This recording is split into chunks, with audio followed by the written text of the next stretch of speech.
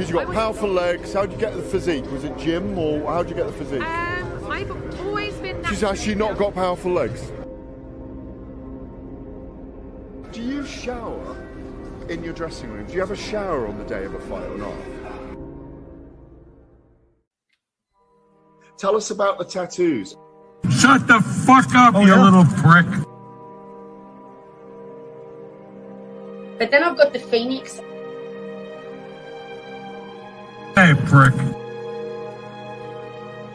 So I'll take it from Bob every day of the week. Absolute disgrace. That's your knowing or mine. Move him out of here, Darren. Ricky Hatton didn't go over for his fighter because he risked getting abducted and sold into sexual I never said that. Both have been rape victims. I'm not watching Frank Buglioni live on Saturday night. You're out of your mind. Jesus Christ, get yourself a life. He's actually a priest. Yeah. It's because his brother John Fury eye gouged him. What have I told you all this time? He's going to end up sucked out, fucked out, looking for a handout. Boxing nutters messenger group. I'm gonna be the king. J-Pump. You know what I'm saying?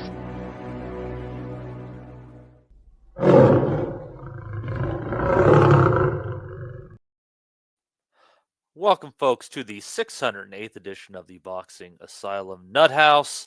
You can catch us at 8 o'clock in the UK on Sundays. And when daylight saving time and all that crap doesn't change around in different time zones, making it weird, you can catch us at 12 o'clock Pacific time in the United States. Currently, we just got a couple of Yanks here. We got me, Maddie. We got Justin. I do expect our man Des to be in here later, potentially Rob Kelly. We'll see. I don't know. I don't think there's Rob watching anything. I don't know that there's much worth watching. A little bit of a slow week, but we got a little bit of fun stuff to look forward to. Got a Japanese card to discuss that's coming up that I'm pretty stoked about. But let's kick it off with the card that happened in most recent memory, which is going to be a ProBox card. And that was headlined by Arnold Kagai against Joet Gonzales. It felt like we were watching a title eliminator on a top-ranked card 2 or 3 years ago. But it was a pretty decent fight as it went down the stretch. Joet Gonzales was able to get just a little bit better at Kagai, coming away with a split decision victory in a fight I'm finishing up to the right of me. As this podcast is going on, unfortunately, but so far it's been pretty good. The point deduction has happened already, which I think ended up being fairly crucial at the end. And Gonzales has been able to hurt Kagai a bit. Just I don't know if I'd have to say anything. Looking about I think I'm round 7 or 8 here. I'd have to say it's just the size seemed to tell down the stretch a little bit there, Justin. Yeah, Kagai started out like the first 3 rounds. He was actually the aggressor. He was looking pretty good, and then he just it seemed like, I think you said you're in the 7th or 8th. It seemed like after the 3rd round, he just kind of went off a cliff. Like he started backing up. He changed his style up a little bit. He was at Gonzales, I think the size too. You're right, was starting to put it on him, and yeah, Kagai. It was weird. Like I said, he was looking good. He was fighting the fight it looked like he wanted. And then he just, all of a sudden, he just started on the back foot, and that's not really what he needs to be doing. And then that allowed Gonzales to come forward and just kind of start piecing him a little bit. But like you said, this was, I wouldn't say it's the weakest ProBox main event, but it does seem like ProBox was like, we just got to find somebody that people have heard of, and we'll make a main event out of it. Because Kagai, I think he's like 33-year-old Korean, Ukrainian. He lost to who did he lose to? He lost to somebody named He might have lost Navarrete down there or something. That was Joet Gonzales. Kagai lost to Fulton. His only loss was to Stephen Fulton. So he's been in there with some good guys, but Gonzales, this is what he hasn't fought in almost a year and a half. He's got a lot of heart. He battled at every loss he was in. He showed up. I don't know really where they're going to go now, but it's a fun fight. You're almost done. It's an interesting fight. If you have nothing else to do and you want to watch an interesting fight, go ahead. I mean, it's decent. Joet Gonzales always gets cut. Kagai got his face busted up. So it's interesting. But you're right. Kagai, it just seemed like he just changed his style up a little bit, and that allowed Joet Gonzales just to kind of, I think, take the rounds.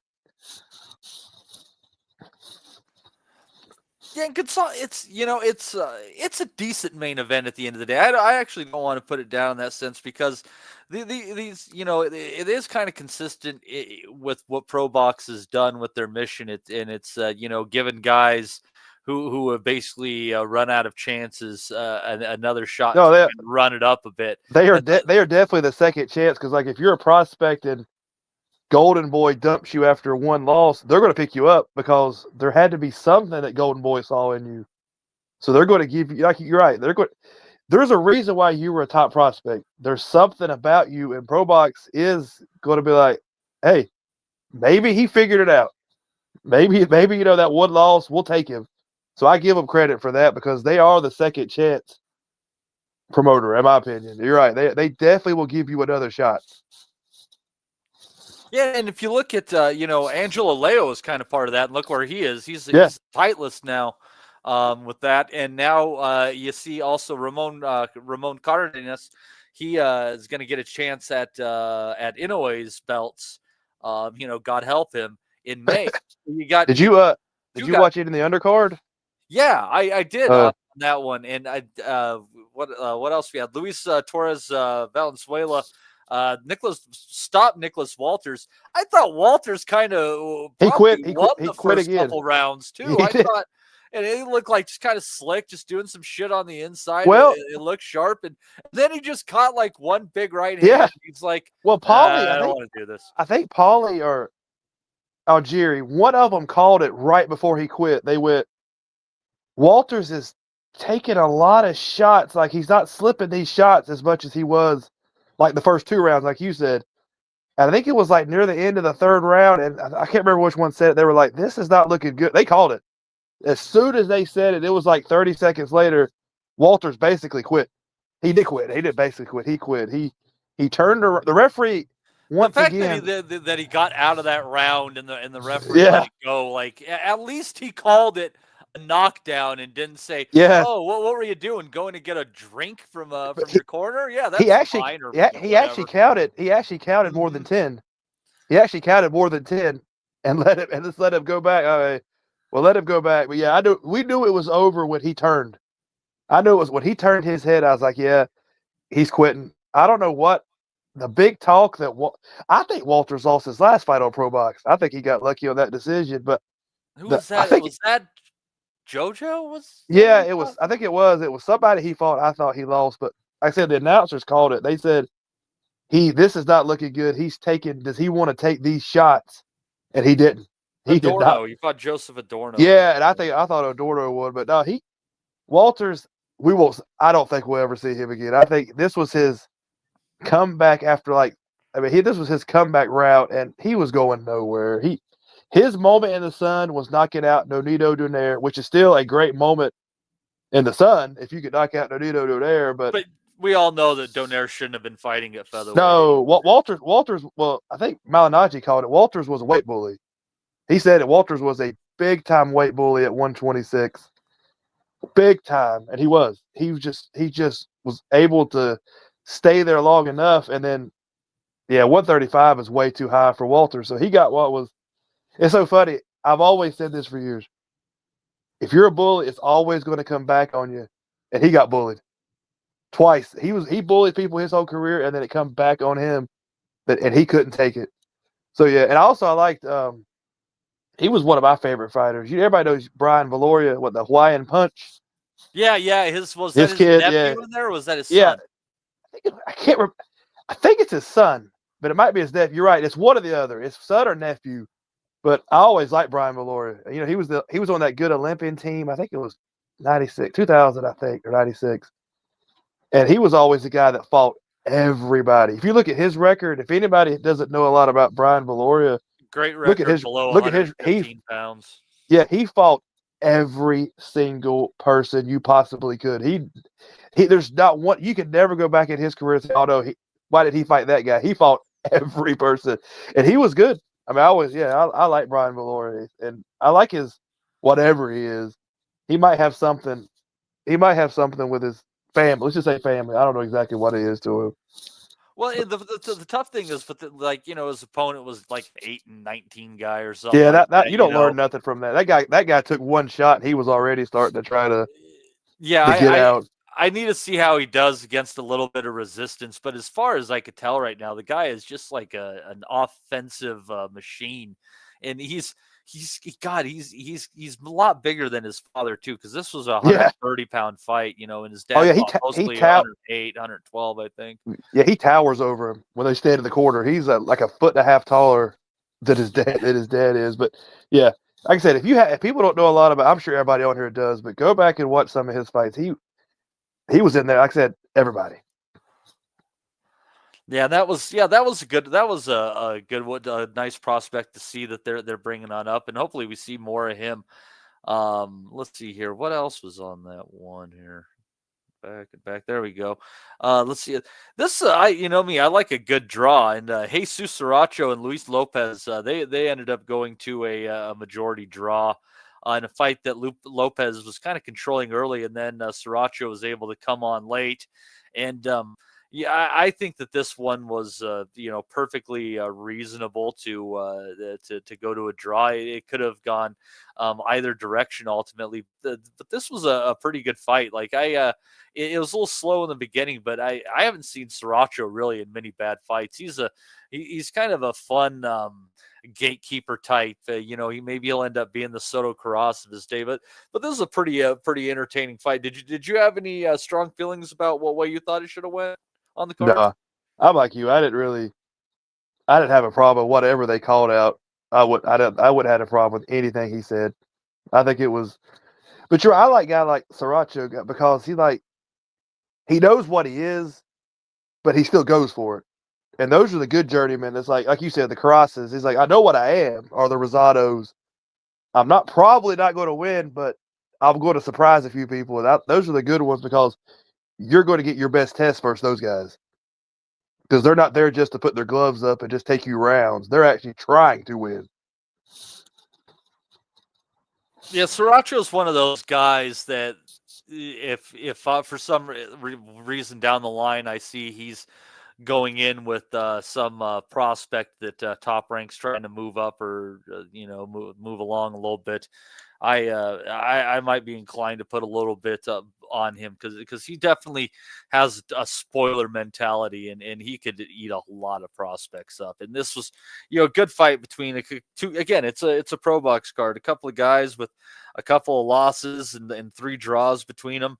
And now they got one more. It was a good fight. I thought it was pretty damn entertaining, all in all. So let's see here. The other one. Let's see here. Joshua Anton. He looked a little rough in the beginning against Tariq Green, but he turned it up nicely. It could be an interesting 154-pound prospect there. I mean, because once he got his footing, he's a really good offensive fighter. Kind of was swinging with Green, catch him in the exchanges, picking his punches well. A fun fighter, kind of a pretty entertaining fight at times too, Justin. Yeah, and that's a good thing about what you just said about ProBox. They do a pretty good job of matchmaking.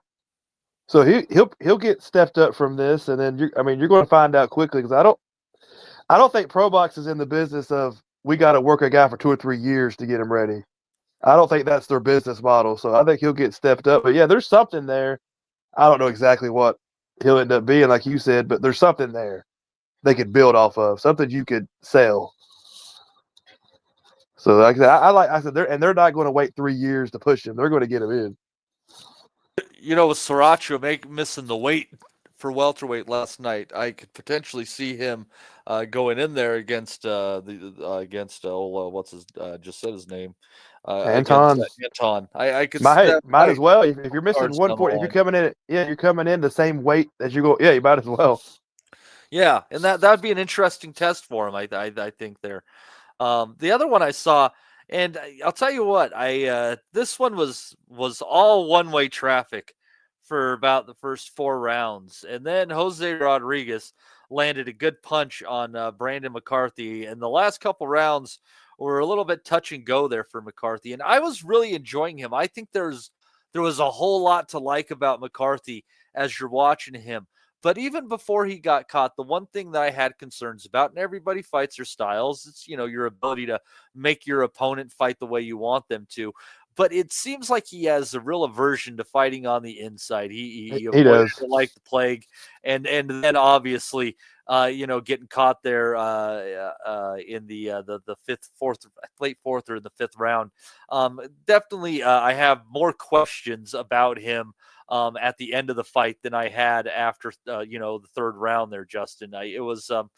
He's a decent prospect, but there definitely seems to be some gaps in his game and certainly a questionable chin. Well, Algieri made a good point because he's like 4-0 with only 1 knockout, and Algieri was like, he believes that, like you just said, him not wanting to fight inside. He said that he's lacking a little bit of aggression. Because Algieri was like making a good point that he said, this guy has the ability to have power. Like, it's there. He just doesn't like to open up. Yeah, it's funny you say that. He's kind of like Conlan, right? He doesn't want to commit to the shot.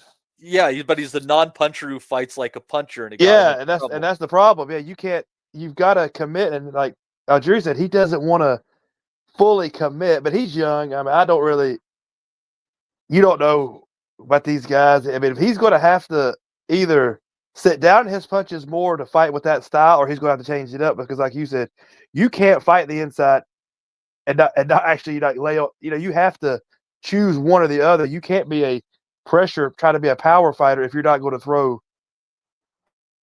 You're not going to commit to your shots. That's not going to work. You can't have both. Like I said, just like Conlan, who tried to be a walk you down power puncher without the power. Yeah, and that doesn't work. I guess that'd be a perfect segue. I didn't see Mick, but he got a win in his comeback. I saw his right eye in a picture. Didn't look good. So I am taking it he has learned nothing, and he's still continuing on about his career. Pretty much the same old, same old. But yeah, I mean, there's no. I think Conlan is. You can't teach him any new tricks now. He is what he is. And then he's going to step up again, and he'll probably get knocked out again. That's just what's going to happen. He's a nice guy. He's got this skill, but he's just never found, I don't think, his style that worked. Obviously, he doesn't have the best chin in the world. And he's going to get knocked out again. Good on him that he wants to keep going. But when you have no choice now. I mean, he's not like a guy that you could just keep feeding him like lower level non-punchers for the next 2 years and try to build him back up. He's past that. He'll have to step up his next fight. I don't know how many fights you could go with guys that he should beat. And then I really believe that he'll just get, I hate saying it, but he'll just get stopped again. Yeah, that seems to be a certainty. He just doesn't hold a shot well, and he doesn't at all. He doesn't at all. I mean, he's not clever enough defensively to avoid him either. He had his shot versus Wood. He would have got his title. He would have had everything.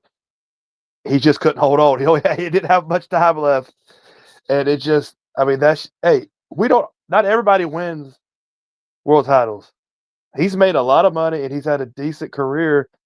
You just got to take it for what it is. Sometimes a guy can hold a shot and sometimes you can't.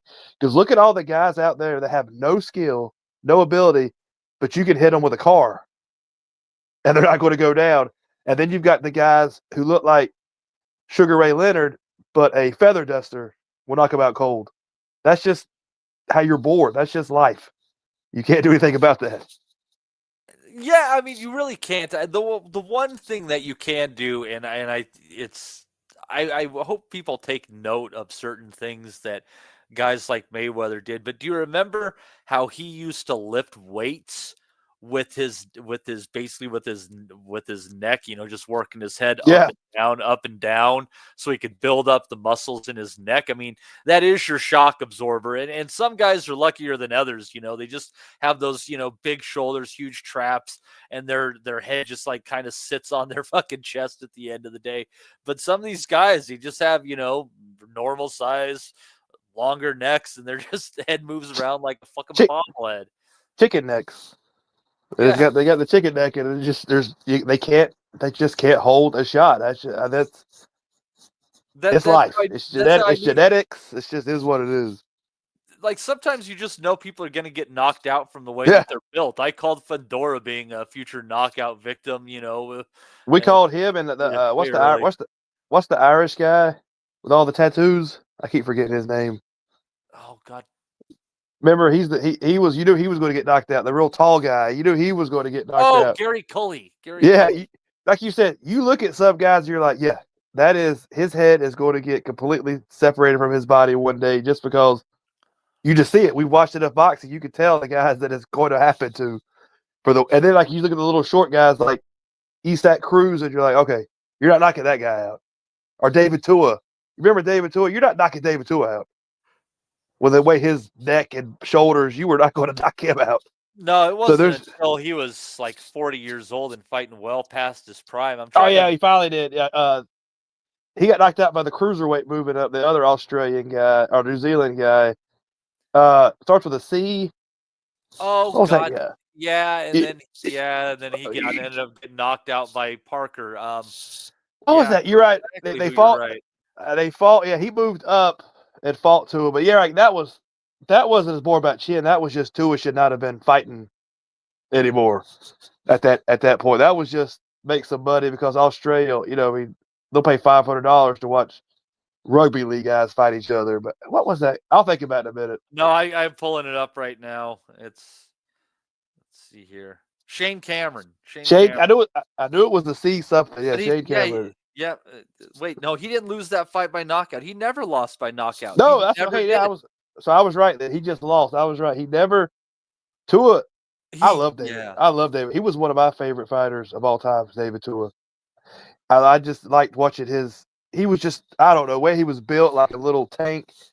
And he was fun to watch. I mean, the Lennox Lewis fight wasn't fun just because the fact that the height was so different that there's nothing he could do.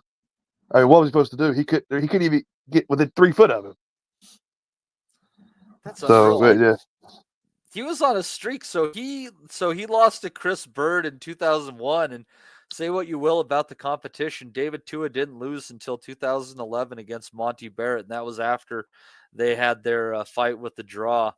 And that was Monty Barrett, North Carolina guy. Monty Barrett dropped Tua in that fight. Yeah, they had the draw. That's what happened in that. Monty Barrett was underrated. Oh, we can talk about this all day. Monty Barrett was an underrated guy. Remember, he beat Klitschko. He beat Tua. Monty Barrett's from North Carolina. That's why I know him a lot. He's from where I went to school. He didn't beat Klitschko, did he? Did he? He lost to Klitschko. Who did Monty Barrett beat? He went 7 with Vlad, and he went down 5 times. That's right. Okay, I got that one wrong then. I got the Tua part right, but I didn't get the So yeah, I still like Monty Barrett. Hey, regardless of going down 5 times, I still like Monty Barrett.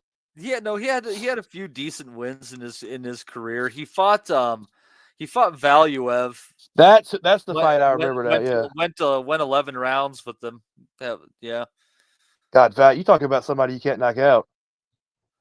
I mean, that was impossible to knock that guy out. Anyway, we can move on from that if you want to. But yeah, I can talk all day. I can talk all day about 90s and 2000 heavyweights all day. That's stuck in my head. Kirk Johnson. I know all these guys. They're just stuck in my head.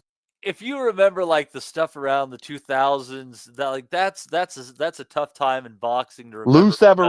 We had Lou Savarese. I remember all these dudes during that time frame. All right. Axel Schulz, there's one for you. He got robbed against George Foreman, and then Shannon Briggs robbed Foreman in the yes. Next. Yeah, you had Francois Bothoff, and Oh, you broke up there, friend. I don't know what happened there. I think there you. I think you're back. No, remember Francois Botha beat Schultz, I think, but he got busted for steroids. He had a weird career. He was doing really well against Mike Tyson too until until Tyson knocked him out. I think that might have been the one where Tyson said he broke his back.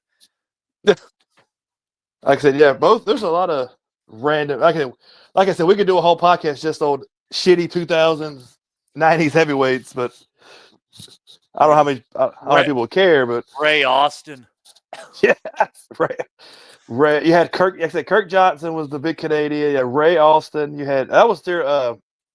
Yeah, there was. You had remember Ty Fields was running around at that time. Yep, who was also beat in his first career loss was to Monty Barrett. Yeah, but Michael Grant was around that time. Remember, he was supposed to be the next big time until Lennox Lewis knocked him out. He still hung around a little bit. He was around. I remember Teddy Atlas was good. I think he was. Wasn't who did he get into? He got into somebody on HBO, one of the announcers, because they were like saying that he didn't warm up Michael Grant properly because he didn't have a sweat going. And I thought Teddy Atlas was going to cut the guy's throat. Teddy Atlas was like, "Oh, you don't think I've ever trained anybody before? You get out of my face. I know what the hell. You don't think I've ever done this before?" And he's like, "Yeah, Michael Grant was really dry, and that's why he lost to Lennox Lewis." That he was like, I thought he was going to fight him, and then I thought to myself, Teddy Atlas probably knows how to warm a fighter up. He might just wipe the sweat off. But no, that was a long fight. That was a long argument. Probably lost to Lennox Lewis because it's Lennox Lewis. It's just and he broke his ankle when he got hit with one shot. So yeah. Anyway, those are good times. Good times. Did you see anything else on that Conlan card? No, I just went back and found that fight. I think that card was Friday night, and I didn't get home till late. Friday afternoon. I got part of the Canadian. I got all of the Golden Boy fight card from Friday. Oh, who was on that one? That was the one that had the Flores boys. Uh-huh. And they were both. I think it was the Flores boys. Yeah, they were impressive. It was a very random Golden Boy card because Flores was the main event, and it was all knockouts. It was him and his brother both knocked their opponents out. Then you had. I'll have to say this. If anybody wants to go back and watch the biggest piece of shit fight I might have ever watched, that Golden Boy signed a heavyweight. I know you've seen him. He's 6'7". No, not 6'7". He's 6'1", 275 pounds. His name is Pacheco. Is he related to Diego? I think he fought a guy who was 5'8", 203 pounds. And that guy come out and started doing these weird, dance-looking moves, and the announcer was like, "He's going to knock himself out with these shoulder shrugs," and it was I just kind of 10-seconded it all the way through. But if anybody wants to watch the first 35 seconds of that fight, I don't know what the hell this guy was doing. I don't know where they found this opponent, but he's a 5'8", 199. It's like the old 50s weigh-in. He weighed in at 199 pounds or something I don't know what he was doing. It was the stupidest fight I've ever. I can't believe the Golden Boy even sanctioned having this guy. I don't know what the hell they were doing, but Pacheco is going nowhere. He knocked the guy out in the 6th round, I think, just because the guy just couldn't run anymore. He just could not run. And Pacheco, is really fat. It's bad. I think they're just desperate for another Andy Ruiz. But this is picture this. This guy is me and you would know this. He's the Dollar Tree version of Andy Ruiz. He's that bad. So it was an okay card. The Flores boys, they've got something. They've got a good backing. They're both got knockout. They're from Coachella. I think they're with the Diaz camp. I think it's training them, Manny, Joel Diaz and all them, or Manny, whatever his name is. I think they're with that crowd, so they could be something to watch out. Yeah, that's the one thing that Golden Boy does have as far as that other promoters don't is they have that connection to the kind of LA and greater LA gyms and that whole the culture of the Mexican other Hispanic fighters out there, from the Garcia gym to the Yoel Diaz gym as well. I mean, there's a lot of guys doing good work over there, and just and it is definitely heavily rooted in the Hispanic fighters too. But also, you notice like they end up getting a lot of Freddie Roach trained fighters on their shit too. So. Well, the guy you also should look at is Abdullayev. I think he was on that card. He was an Uzbek Olympian, and this was his debut, and he looks good. Okay. There's something about that guy. He come out, he knocked his guy out but he come out, did not even throw hardly any headshots. He was like just ripping these body shots, and just the guy he beat was this is a pretty decent guy to have as your first fight. He had never been down, nothing had ever, and he stopped him like in the second round. So that he might be something, because he looks mean. Like he looks like he's not like, he doesn't have that Olympian style. He come out and he was looking to hurt him. So that he could be something, that guy. I'm definitely going to watch him again, because he punished that guy. Really hurt him. Hasn't Uzbekistan had a couple of back-to-back really good Olympic boxing teams? Yeah. Because Uzbekistan pours like millions of dollars into their Olympics team. So they're kind of the Ukraine, I guess, when it comes to Olympic boxing in a sense, maybe. Yeah, they absolutely, because that's like I think that and wrestling are like their national sports. Cool. And they put a lot of money in that. A lot of money. I'm gonna look up that guy's name. Hold on. I'm curious if I remember what his name. Yeah, Manuel Flores. The Flores boys from Coachella. Obviously, Gabriel wasn't one of the Floreses, because he's kind of had his day and looked crud and lost. Yeah, he was definitely a guy top rank was pushing for no reason. Oh yeah, Ruslan Abdullayev. Okay, not to be confused with Zaur Abdullayev. No, this is Ruslan. He is only 22 and was just out of the Olympics, so he's not one of these guys that come out at like 30, like stay too long in the program. Mm-hmm. So that's why I was thinking this guy's got a chance, because he didn't hang around. He was 28, 29. He got in, went to the Olympics, and got out.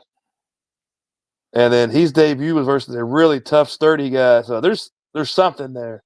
He is super lightweight right now, but I got a feeling this guy could be something. Right on. And let's see here. What else did you see that I did? All right, and you said you saw a Canadian card as well that I did not catch. Yeah, that's the Lucas Body fight. Oh yeah, he hasn't looked very good recently since he got that big knockout against Ashton Silva. He wanted this. I think one card was like 99-90. It wasn't a easy fight, but you know what? It was typical. I mean, he was going to win. I think it was like 99-90, 99-90. One card had like 96-94, but it's pretty simple win. Nothing big. He's not the puncher that still made him out. He's not. I don't think. Yeah, you're right, because I think that's gonna push his career probably faster than it needed to be, because he's not that guy. You're right, he's not that guy. No, that's not who he is.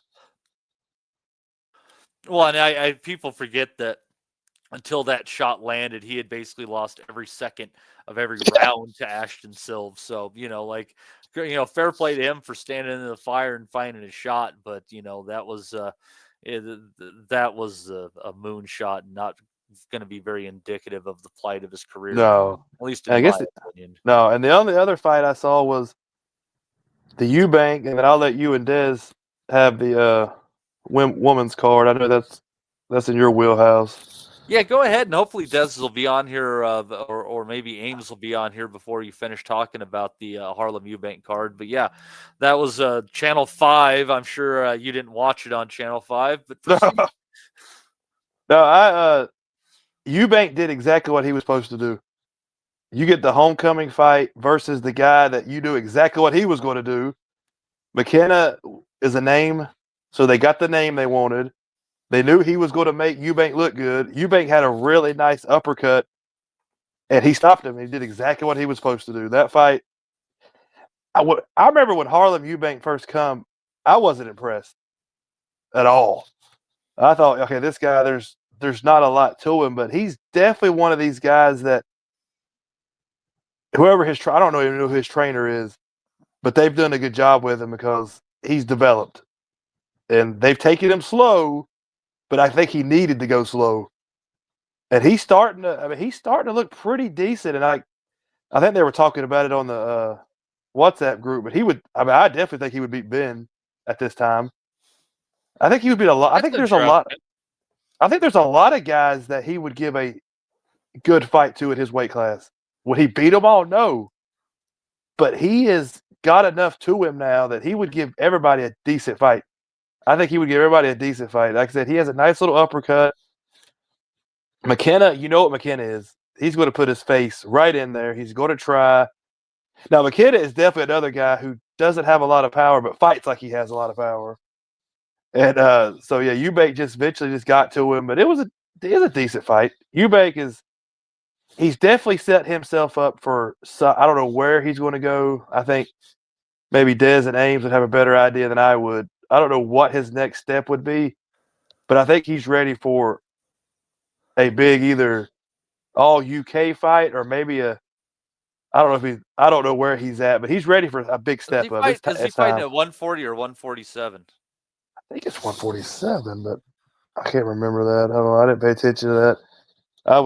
Maybe the right fight for him would be the not the winner, but maybe the loser of Josh Taylor and Echo Esserman. Yeah, he's at welter right now.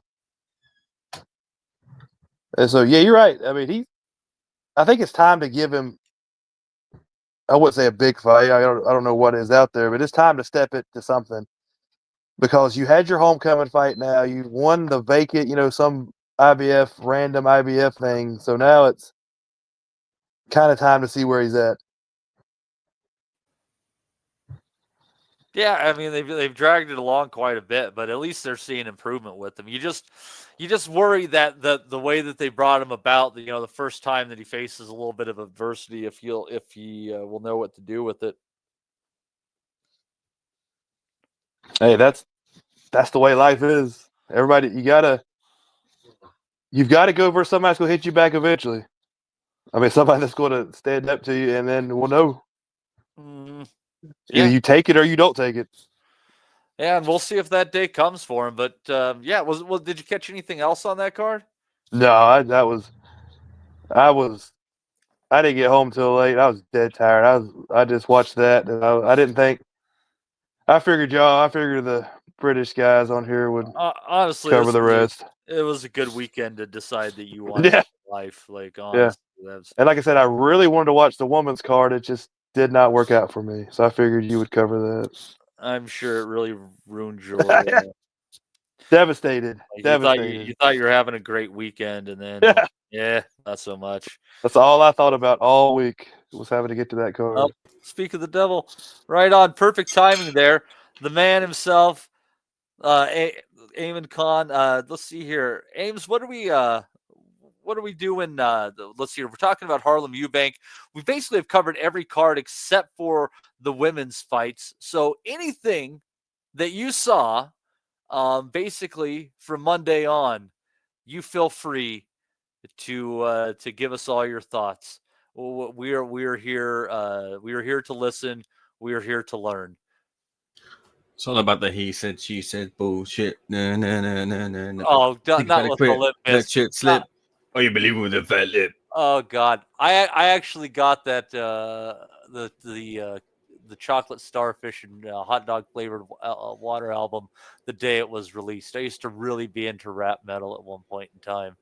John, take it to the Matthews Bridge. I'm seeing them on Thursday, man. I can't wait. There's something I can't decide if it's something nostalgic or if it's something very uncool about seeing Limp Bizkit in 2025. Like Fred Durst, I don't know what he is anymore. He's kind of a caricature of himself. I don't know. Now you know what it is. Like it come up on my YouTube feed. It must be months back. And it was Fred Durst, I think, who was performing. And you know how to put the full sets of these gigs up on YouTube. I clicked on it, and he's got this big ass beard, and he's fucking got the same fervor as before, rocking out to his tunes. I thought it was class. I was like, you know what? I've got to fucking listen with my own ears and see with my own eyes, break stuff. And he plays it twice as well, so I can't fucking wait. There's a whole load of us going, so I'm probably looking forward to seeing Limp Bizkit this week. Monday onwards, like I can't remember any of the. So we had a ProBox card yesterday that I don't know that you saw. You had the Harlem Eubank Channel 5 card. You had the Mick Conlan card. Justin saw a card from Canada. He saw a Golden Boy card. And then there was... did I miss something in there, Justin?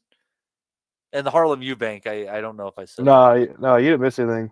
Yeah, I remember. I think that was, and then we haven't talked about the women's fights yet. So, yeah, any of those that you found memorable in the least, go ahead.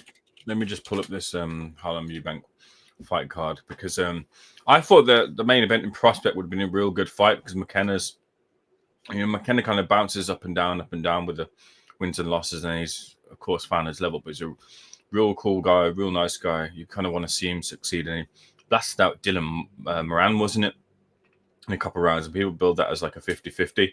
And Mamoon sort of got his revenge the fight prior to that off the back of the prize fighter, or was it golden contract controversy. So he's sort of kind of finding a couple of fights here and there, and you don't know with Harlem Eubank, especially at welterweight, as to what his ceiling might be, because he's gone at a slower pace. He fought that Erdogan fella, and that was built to be just like a bit of a run out, but that ended up being a bit more of a tougher affair than maybe we thought it would be. The interest really was whether the Eubanks would appear as well ringside, both senior and junior. And turns out both of them were there, I believe. Neither did any media, which is a bit of a shame.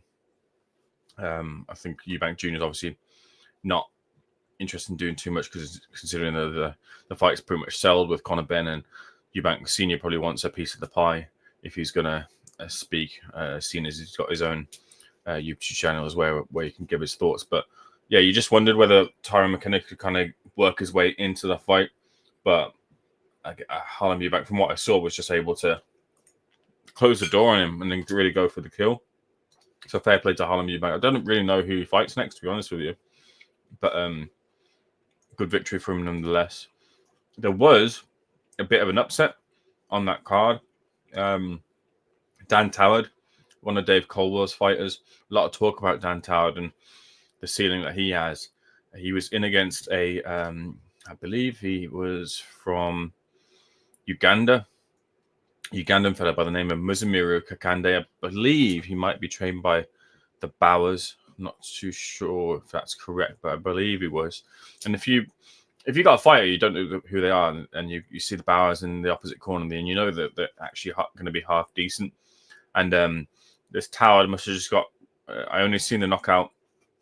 He got a little bit too relaxed, was wide open for the overhand right, and that was all she wrote, really. Toward tried bravely to get back to his feet, but the referee called it off, and it's the right call because he was out on his feet. Have a little look at it because it's a piece of a shot, which unfortunately the prospect had taken. So he, I guess, is on a rebuild job. It's just one of those shots. It's one of those shots that just need a little bit more schooling and teaching on defense and not playing with your food a little bit, I guess, and then tightening that bit up, and you can bounce back pretty quickly from those type of things. I didn't see Harvey Dykes versus Capone. Dykes is someone who I think he's fought everyone in the amateur scene. A lot of talk about him at heavyweight. I've seen him actually fight or spar with the likes of Daniel Dubois and Moses Atamba beforehand, and he held his own. So I think he was, I don't know if he still is, but he was trained by Don Charles. I'm not too sure what the situation is at the moment, but keep your eye on him. It doesn't look like... I'm a fan of Dykes. I don't know if they're a fan of you, Matty. Well, no. They've had their chance. They've made their choice. But he's one of them who's like, he's not exactly body beautiful or any of those sort of means as a heavyweight, but he might cause a few surprises as he climbs up the ladder. Tom Welland, I think Manny Pacquiao shouted him out at one point. Not just another win, just a kind of keep busy type of win. And Lucas Rohrig, who's trained by George Groves. A lot of talk about Rohrig and how far he can go. Another not build back, but just kind of showcase fight, and he won that on points as well. A bit of a quick return to the ring. I think he fought maybe the month prior. I might have been there as well. I can't remember if he did. But yeah, not too much otherwise to say about that card. I didn't see any of the Golden Boy card apart from just a little tail of the tape of Pacheco, and his opponent was apparently like maybe 30, 40 pounds lighter than him, which seemed a little bit on the dangerous side. But I didn't even see somehow still fat. Yeah. Oh, Michael Conlan. Yeah, I did put in the chat. I don't know if you discussed it. The talk is, and I remember I pitched this fight to Michael. I'm not saying I have any hand in this fight at all, but just it seems like at the right time, these guys kind of got a little make or break type of fight for Michael Conlan, maybe against Josh Warrington. Josh is out again soon in what has been spoken about as he's on the undercard, but in a 10-round type of fight where it's got to be competitive for him. But I like the idea of I thought he decided to hang it up. No. He did. It looked, for all intents and purposes, like he did decide to hang it up after he fought Kakachi. I thought, look, Josh Warrington was by no way like outclassed in that fight. He didn't really win too many rounds, but it wasn't like it was a fight who'd completely faded and couldn't do anything. I thought Josh was just offensively tight. He picked and chose his points. Just Kakachi was fully fledged at that weight and a bit more of power and dig, which meant that Warrington couldn't be as risky and be as defensively open because he knew that something big was coming back. So I don't, by no means do I think Josh Warrington is a wash fight. I think he can build back into another title shot. It still will be difficult for him, but there's still big nights and big fights available for him. And I'd love to see him before he properly hangs up his gloves.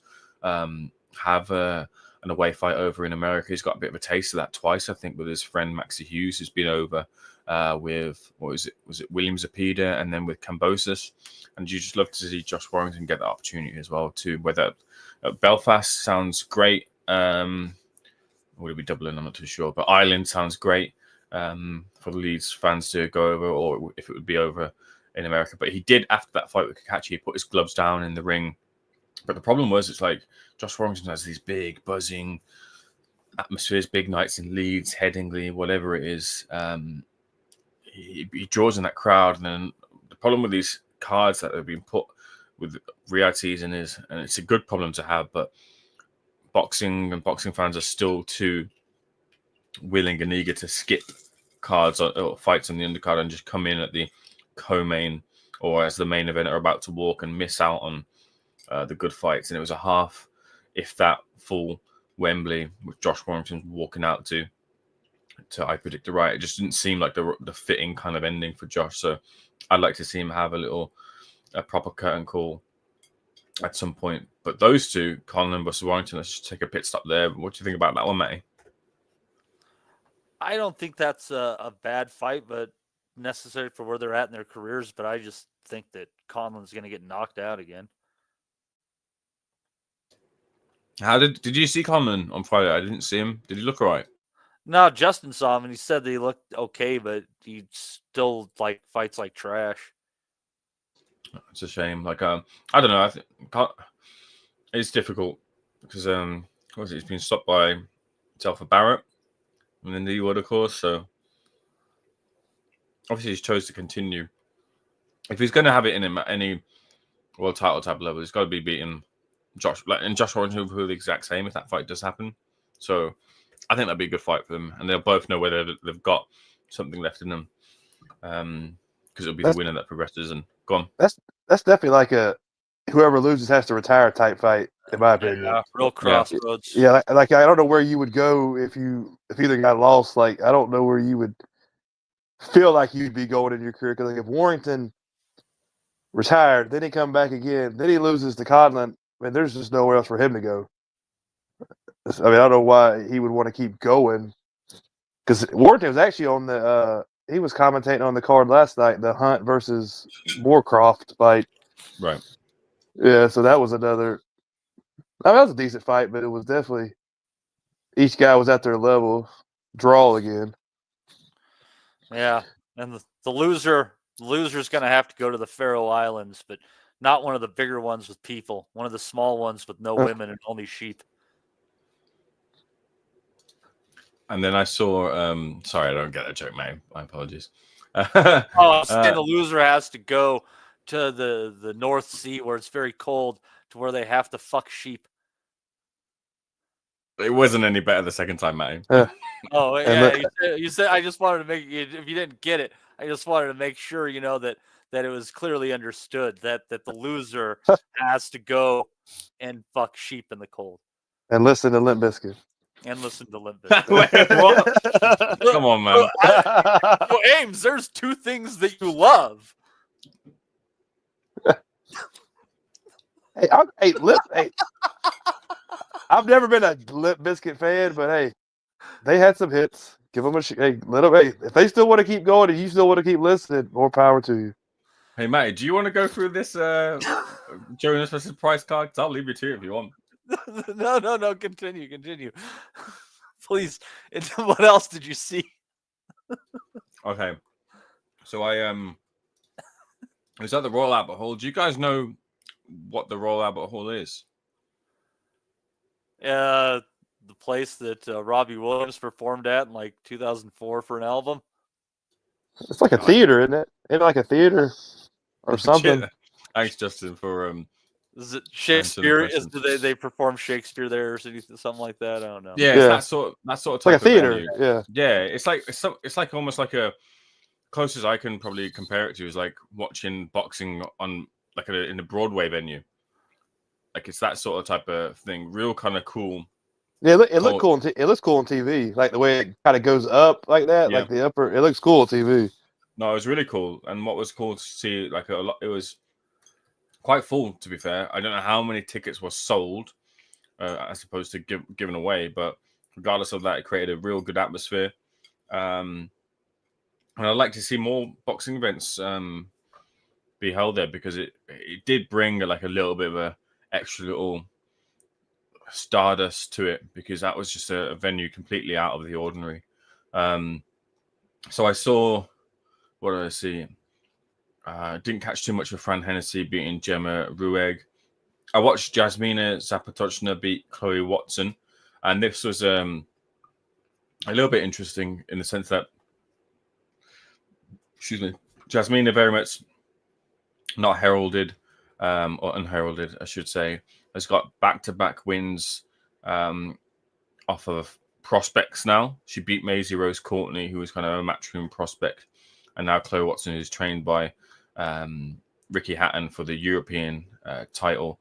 And it's two different perspectives because people in the Royal Albert Hall seem to think that Chloe Watson was in control, but then online people were obviously I guess the cameras follow the action a little bit better. Were saying that they felt that Jasmina was getting the better of the action. I couldn't really tell because I was in and out, kind of getting myself set up for the fights and stuff. So I caught little bits and bats and things like that. But it was a close, I think it was split decision victory for Jasmina. She got the nod over Chloe. I think Ricky and the team will want that back.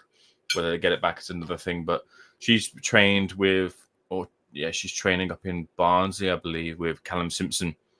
So that gym seems to be producing a little bit of talent now. So she'll look to hopefully get another opportunity, and maybe she'll be able to get a bit of promoter backing behind her, as opposed to being thrown into these 50-50s, and she can maybe have an assault at the world title. The European title isn't really a title that women tend to pick up along the way. They kind of go in, sort of have a fight at domestic level, and they really just throw themselves in at the deep end. But I think it's showing that there is a growing depth. I think it's worth mentioning, like in Chapman and Ardingsall as well. That was for the British Commonwealth titles, wasn't it, Ames? So they're kind of starting to produce that route now. See, the thing is though, that was for the British and Commonwealth title. I didn't even know that up until the point that they announced this for the British and Commonwealth title. So A surprise is good, right? You know, it's like just a little addition to your day that you didn't expect, like a flower on your walk home. So we watched this in the media room, and you would have had to favour Artingstall over Chapman, considering Artingstall's had that grounding within Team GB and has that kind of skill, and a little bit of devil about her in her personality and in terms of spite as well too. Wouldn't say she's the most biggest power punching females, but she can crack a little bit, but she just elects to kind of throw her shots more textbook. She throws a nice left hand aim. She turns it over, knuckles down. She really lands it well. And she did land it well, didn't she, in the second round? Dropped Chapman. Yep. Chapman's just that little bit, you know, you can just, when she goes up the levels, you can tell that she's not at that level. You know, she's a tidy enough fighter. She's a good fighter, and she'll beat a lot of fighters, and will probably pick up a world title given the depth of the women's side of the sport. But she's, when it comes to kind of the real contenders, she finds herself a little bit out of her. Doesn't find her feet there, I guess. Don't want to be too cruel to her, Raven. But you could kind of tell once, I guess, she lost to Sky Nicholson Queensbury, then gave her over to this boxer fight on away soil, and I think they kind of knew that Karis was a strong favourite in the fight. Caroline Dubois versus Bo Miration. I didn't know too much about Bo Miration. South Korean fighters are a bit of a gap in my knowledge. I did have a little look through her record. I think she had a few draws early in her career. She's picked up a number of knockouts, but you don't truly know what the level of competition was. And there seemed to be a lot earlier in her career. But she did have a split decision victory over Delphi and Pursuit. And even if it was a couple of years back, that's still a split decision loss. Sorry, yeah. You've got to kind of take notice in that and say maybe this fighter's got a little bit about them. And look, she came, man. She came in to give a fight to Caroline, who, I don't know, I guess Caroline just didn't particularly pace herself either, and she was blowing and really kind of blowing hard in between rounds. And that final round where she kind of like threw everything out the window and just said, all right, let's have it. And she was shipping a few shots as well. And I think, Caroline was a clear winner for me. And one of those scorecards by a fella by the name of Jae Bong Kim, South Korean, who scored the fight a draw, much to the chagrin of the McGuigans.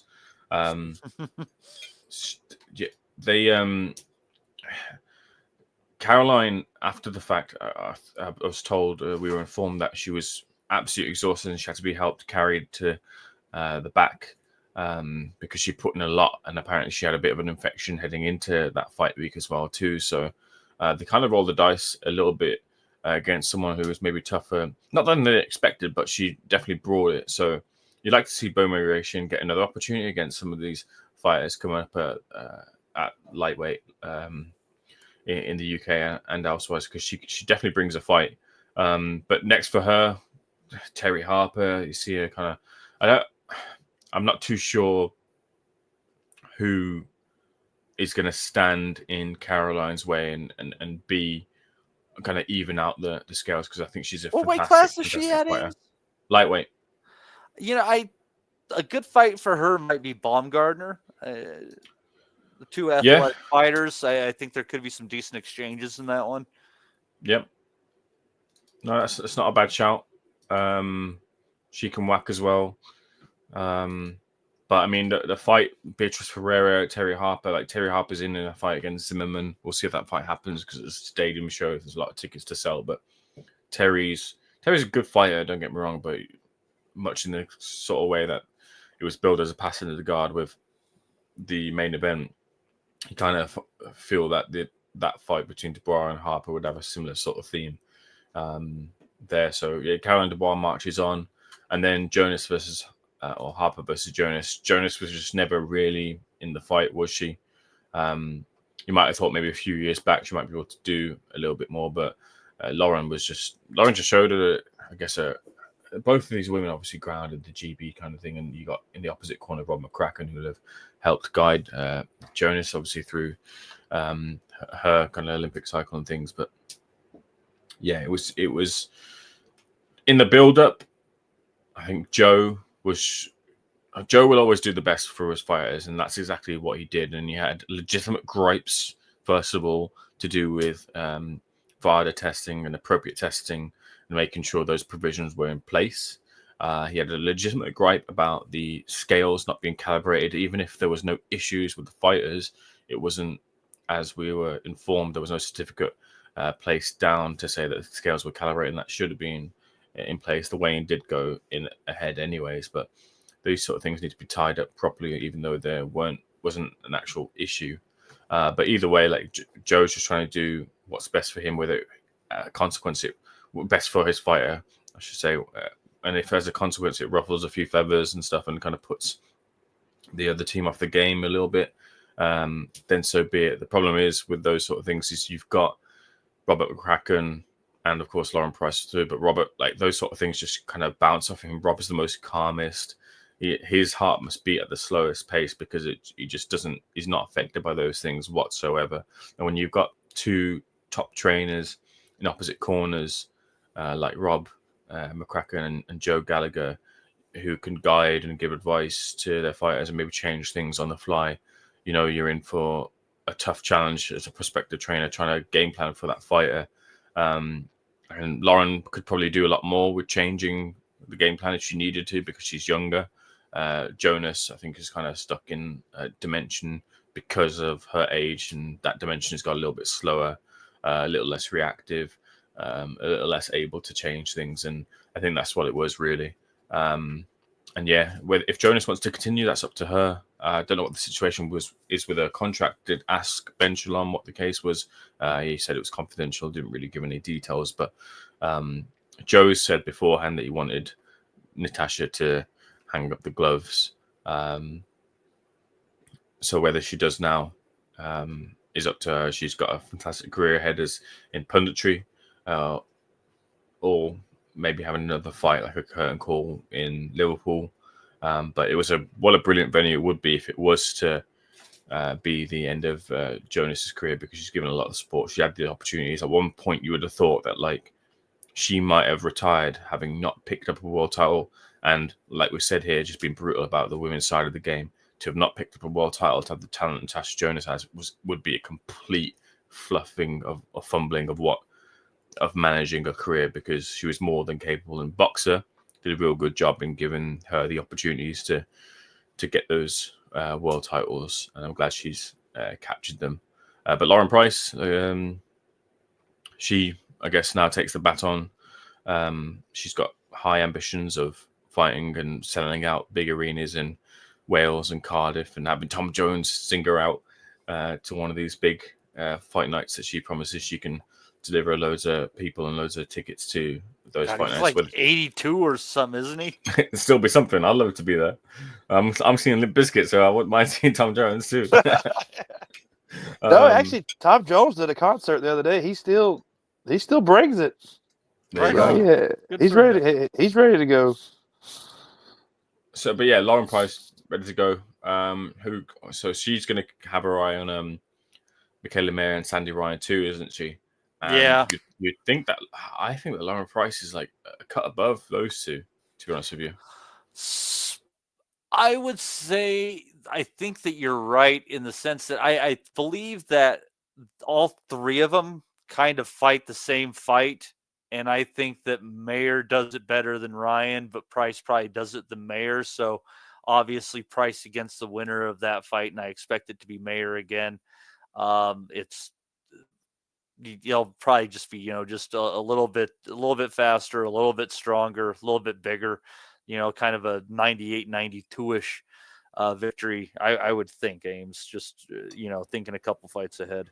Yeah, I mean, Mayer, I guess Mayer might be apprehensive about coming over to the UK again, given the feeling that she feels that she didn't get a result on the scorecards when she feels that she maybe deserved it. But the thing is, though, like Top Rank, and apart from these fights with Sandy Ryan, don't seem to be putting too much money behind it, which is why she's gone over on the road a little bit to have these fights. So I think kind of hometown favor would play a big part, and Mayer's been on the road a little bit more than Lauren Price, well, completely more than Lauren Price has. So the prospect of flying over somewhere might be like a completely new thing, although she'll have done it, in the past. But in the program, it's a different ballgame, especially when fighters are getting paint thrown over them and things of that kind of ilk. You just never know. But I'd still fancy Lauren Price to do the business.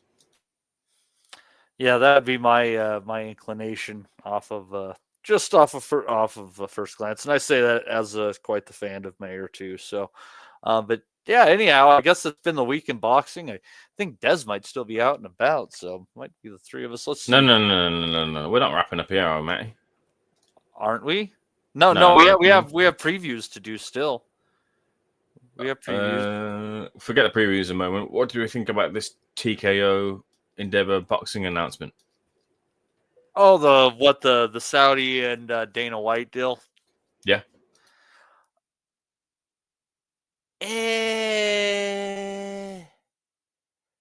I'm apprehensive to say that's going to be anything that shakes up the sport in a particularly big manner. That's I don't know. I just don't think it will. I mean, I think they have the money to Dana White, but I don't know that Dana White has the same eye for talent in boxing that he does in mixed martial arts. I don't know. What do you think, Ames? I don't know. Well, Dana doesn't seem to like boxing in the way that boxing is right now. He does have a fighter that he works with, Callum Walsh. Yeah, they led him along all right. With he's working along with Fat Swiss Banker. Schaefer, right? Yeah. Yeah. Yeah, I don't think Dana likes. He's talking about how boxing is broken and having to build it from the ground back up. I wonder if it's like a wholesale kind of repackaging of what boxing is. And UFC is 5 3-minute rounds, and at championship it's 5 5s.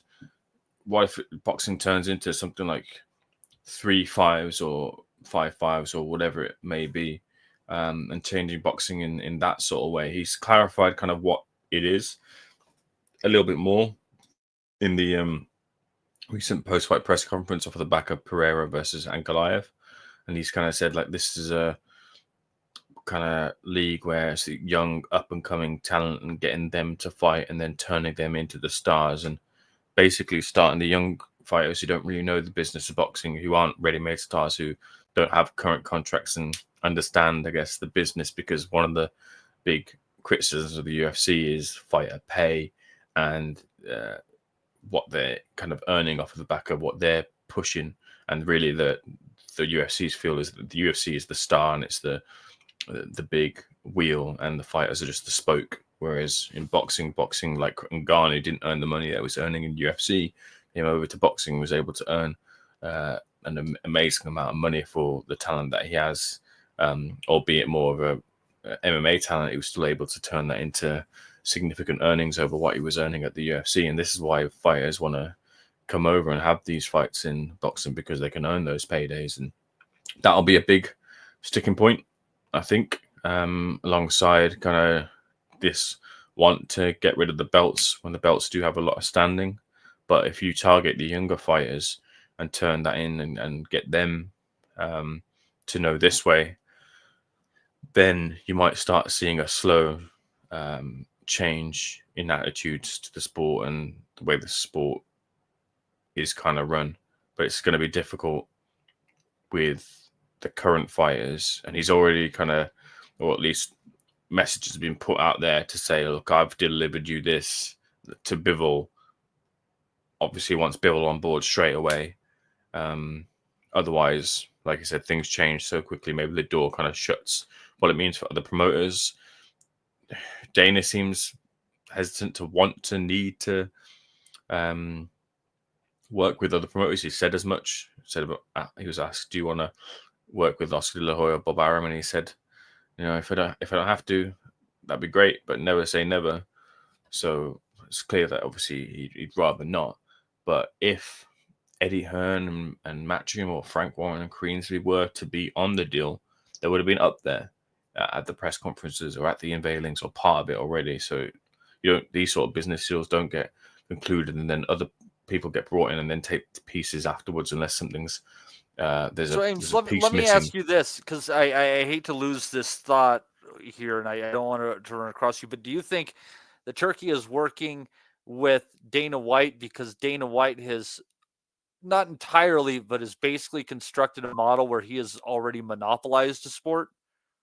Yeah, pretty much. But how much of that is going to fit into the boxing ethos? And boxing is a worldwide sport. It's not just a US sport. And Dana's already shown he doesn't really care too much about the UK audience, having had UK shows on American time, which was just crazy. It was absolutely crazy. Absolutely crazy. You had fucking, who was it again? Leon Edwards defending his world title at like 8 a.m. It was ridiculous. I remember that. After the fight starting at 3 a.m. You know what I mean? So, well, isn't this the same kind of stuff that Al Heyman said? The belts don't matter. We're going to have like our own in-house. Al Heyman said like the exact same thing when PBC started. We're going to be our own. We're going to be our own entity. We're not going to care about the belts. We're going to do our own prospects. We're going to run our own thing. We're going to run by. He said Al Heyman said the exact same thing that basically is what Dana White's saying. He said the exact same. He had the same money backing. I mean, maybe not as much in the end, but it sounds like it's just a retread of things that people have already tried. Will it work? I don't know. If they come out with that 5-minute UFC boxing stuff, it sounds like a gimmick, not really real boxing. If they've got guys fighting 5, you can't have a boxer fight those kind of long rounds. That's just not good. You can't do that. And like I said, it sounds a little PBC-ish to me, but maybe we'll see. Hey, if people, I'm all about if people are willing to put money into boxing. So I'm letting everybody have a shot at something. You're saying they can't do that, but people are slapping each other these days. Fucking on the rise, like. Well, bare knuckling is what it is. That's kind of a, I don't know, but like I said, it just has a PBC feel. Will it work? Who knows? I mean, it sounds like the Saudis are kind of putting their fingers in a lot of pies right now. It sounds like they're kind of just going after it all. So who knows how this is going to end?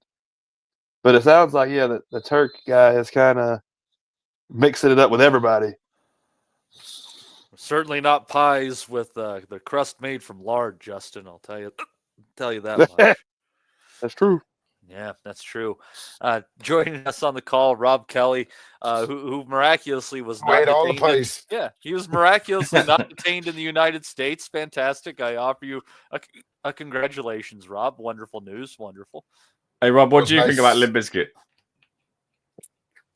I think about Limp Bizkit. What kind of fucking site? I don't know. I think they had 1 or 2 songs that were catchy. If they were having a concert in the back garden, I'd probably close the curtains. But you know what I mean? Nah. Come on. Ames It's is like going. for a bit of nostalgia. What's your cool stamp? Limp Bizkit, though. Yeah, I mean, I don't know. Like, yeah. I don't know. Fucking retro. That's retro now, isn't it? Like, it is definitely retro at this point in time. Bit of 99 nostalgia. Like, yeah, I get it. Like a bit of rolling. Keep rolling like the Asylum. But yeah, it's always nice to get in and out of the States undetained. Thanks for that, Matty. Great success. I'm still recovering. I think fucking a lot of time zones in a short space of time. But just my thoughts on that deal with Turkey and Dana White or this boxing super league or one. I think boxing possibly needs a reset. I think as much as UFC's star power is waning in terms of them having, it's not affecting their gates by any stretch by the sounds of it, but in terms of them having like a star, who's the star of the UFC at the moment, it would have been Pereira, I suppose, the closest thing to it. But they need stars on the up and coming to keep the wheels turning. And I think boxing needs that too. Canelo's almost in the rocking chair. Fury's out. Joshua's on the way out. Usyk has another 2 fights. Terence Crawford looks like he's catching his retirement plan as well. So boxing is in the perfect time right now for it to have a reset. What we've always, hoped and dreamed for, I guess, as boxing fans, is a return to the days of 1 champion per division. And we've always said, logistics are making it impossible. What could possibly fucking change? We never get investors and sponsors and cross promotional boards and bodies to work together to have a single champion in each division. And now it looks like Turkey has the budget to say, well, fuck all that. I'll pay whatever it takes to monopolize boxing again and have one champion per division. Is there dangers associated with that? Yes. I think I've heard Paulie Malignaggi talk about Dana's already intimated that they want to remove the Ali Act. And for those unfamiliar with that, that's the legislation in the US that allows fighters to have their promoters audited to see if they're being paid correctly. Now, and it keeps certain separations where the promoters can't also act as managers and agents or whatever. So that seems to be out now, or they want to push that out. That to me, that doesn't sound great. So it may sound like it's but for us as fans, I don't know if that's going to make too much of a difference. We always complain that the fighters get paid too much money. The bodies and the cross promotional issues are making it so we never saw a Timothy Bradley fight Floyd Mayweather. You know, we never saw any of the guys that were on the other side of the street with Tom Brank at that time fight Floyd. There's a couple of them that great welterweights that great welterweight matches that we were robbed of, basically. We withdrew from Iraq before we got Pacquiao versus Mayweather. Yeah. So it was just, we remember that time, and it was just like, fuck me, like if Pacquiao resigns with Aram, this fight's never happening. Or this, if fucking Bradley resigns with fucking Top Rank, this fucking he never get a crack at Mayweather. It was the way it went, and we went through so much of these. We've already had in our lifetime loads of fights that we didn't see. We didn't see Kell Brook and Amir Khan until the last fucking fight of both of their careers. We never saw Joshua Fury. We never saw fucking Joshua Wilder. We never saw fucking, you name it. Like we saw Bud, and took 5 years to see Bud versus Errol Spence. So all these things are stuff that we would list as problems with boxing, like fucking fundamental issues with getting the best fights made. Now, if Turkey Al-Sheikh is able to come in with a blank checkbook and say, right, fuck the belts, there's going to be one belt, it's the ring belt. The best fighters in each division will fight each other, mandated, because we're controlling all that. You don't get to go your own way. You don't get to fucking hold the sport up to ransom. You don't get to do Gervonta Davis, what he's doing it with the sport at the moment, where he's picking his own opponents. Reffing his own path of least, in the path of least, the path of least resistance. Fighters, the best fighters have to fight each other. So that's the scenario we all want, right? And in a dream world, that would be great. But unfortunately, I don't think we live in a dream world. And without seeing what this looks like, there's a couple of things that you want to be worried about. I think number one is removing of the Ali Act, and you want to protect the fighters and make sure that they can audit the promoters as an absolute minimum. But I suppose that they're wanting to do that to make Dana White the figurehead of this new league, because he's obviously the promoter and the booker or whatever it is. Dana White spent years trying to torpedo boxing and kill boxing, and then he's always talked about how much of a big boxing fan he is, and he'd like to get back in at the right opportunity. I don't know who's made this behind the scenes, or where they've come up with Dana White to be the figurehead. Obviously, he has massive experience with that format, but they're with mixed martial art. It's not with boxers, so you know, maybe it's transferable and it applies, and you can get an organization where you have a guy at the head of it and he calls who fights who and blah blah blah, and that could be great for the sport. Is Dana White the guy to do it? I don't know. In terms of Eddie and Frank, I think, as Ames said, they're out the picture because they would have been in the picture all fucking holding hands up at the with each other and kissing each other up at the podium when this was being announced. And you know, Eddie would have been talking about the future of boxing, and this has revolutionized the game and changed the game, but we're not hearing any of those noises. He looks very worried, like that gravy train might be on the way out. If it is, he's made a ton of money. I'm sure he can fucking go back to darts and make another sport or make an impact in another sport. I don't think he necessarily needs boxing after making so much money, him and Frank, at this stage. But I think if you know what I'm saying, like there's a changing in the guard at boxing at the moment. There's no up and coming star who you would point at to go, this guy's going to take the sport forward. This guy's going to put asses in seats. So maybe the next generation does need a reset. And I actually think, like, dream world, like a fucking Ring Magazine boxing belt and they're the only recognized champion in the world, couldn't be bad for the sport. But I'd have to wait and see how this pans out. I didn't like, as I said, that Turkey actually apparent interference in the Hamza Shiraz fight. I thought, man, I guess I said it. I think if that's going on in full public view, I don't know what the fuck is going on behind the scenes. So you'd have to be cautious of that. But look, this guy seems to have the money, seems to have the power, seems to have the clout to kind of do what he wants. He's already delivered massive cards in a very, very short space of time since he's been involved in boxing. So who's to say this thing can't work? But maybe a new format is needed to take things forward. Now, yeah, I like that take, Rob. Let's see here. Now, Justin, Liam's had a couple of questions for the pod, and one of them I'll send over to you.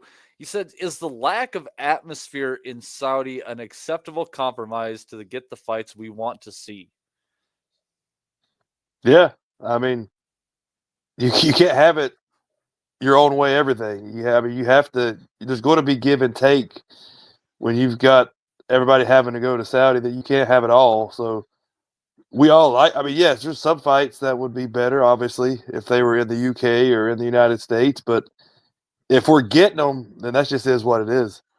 I would rather have the fights and no atmosphere than have an incredible atmosphere and random fights. So yeah, you have to just take the good with the bad. So yeah, of course you would like the atmosphere, but hey, we're getting them, so I'm not going to lose no sleep over it either way.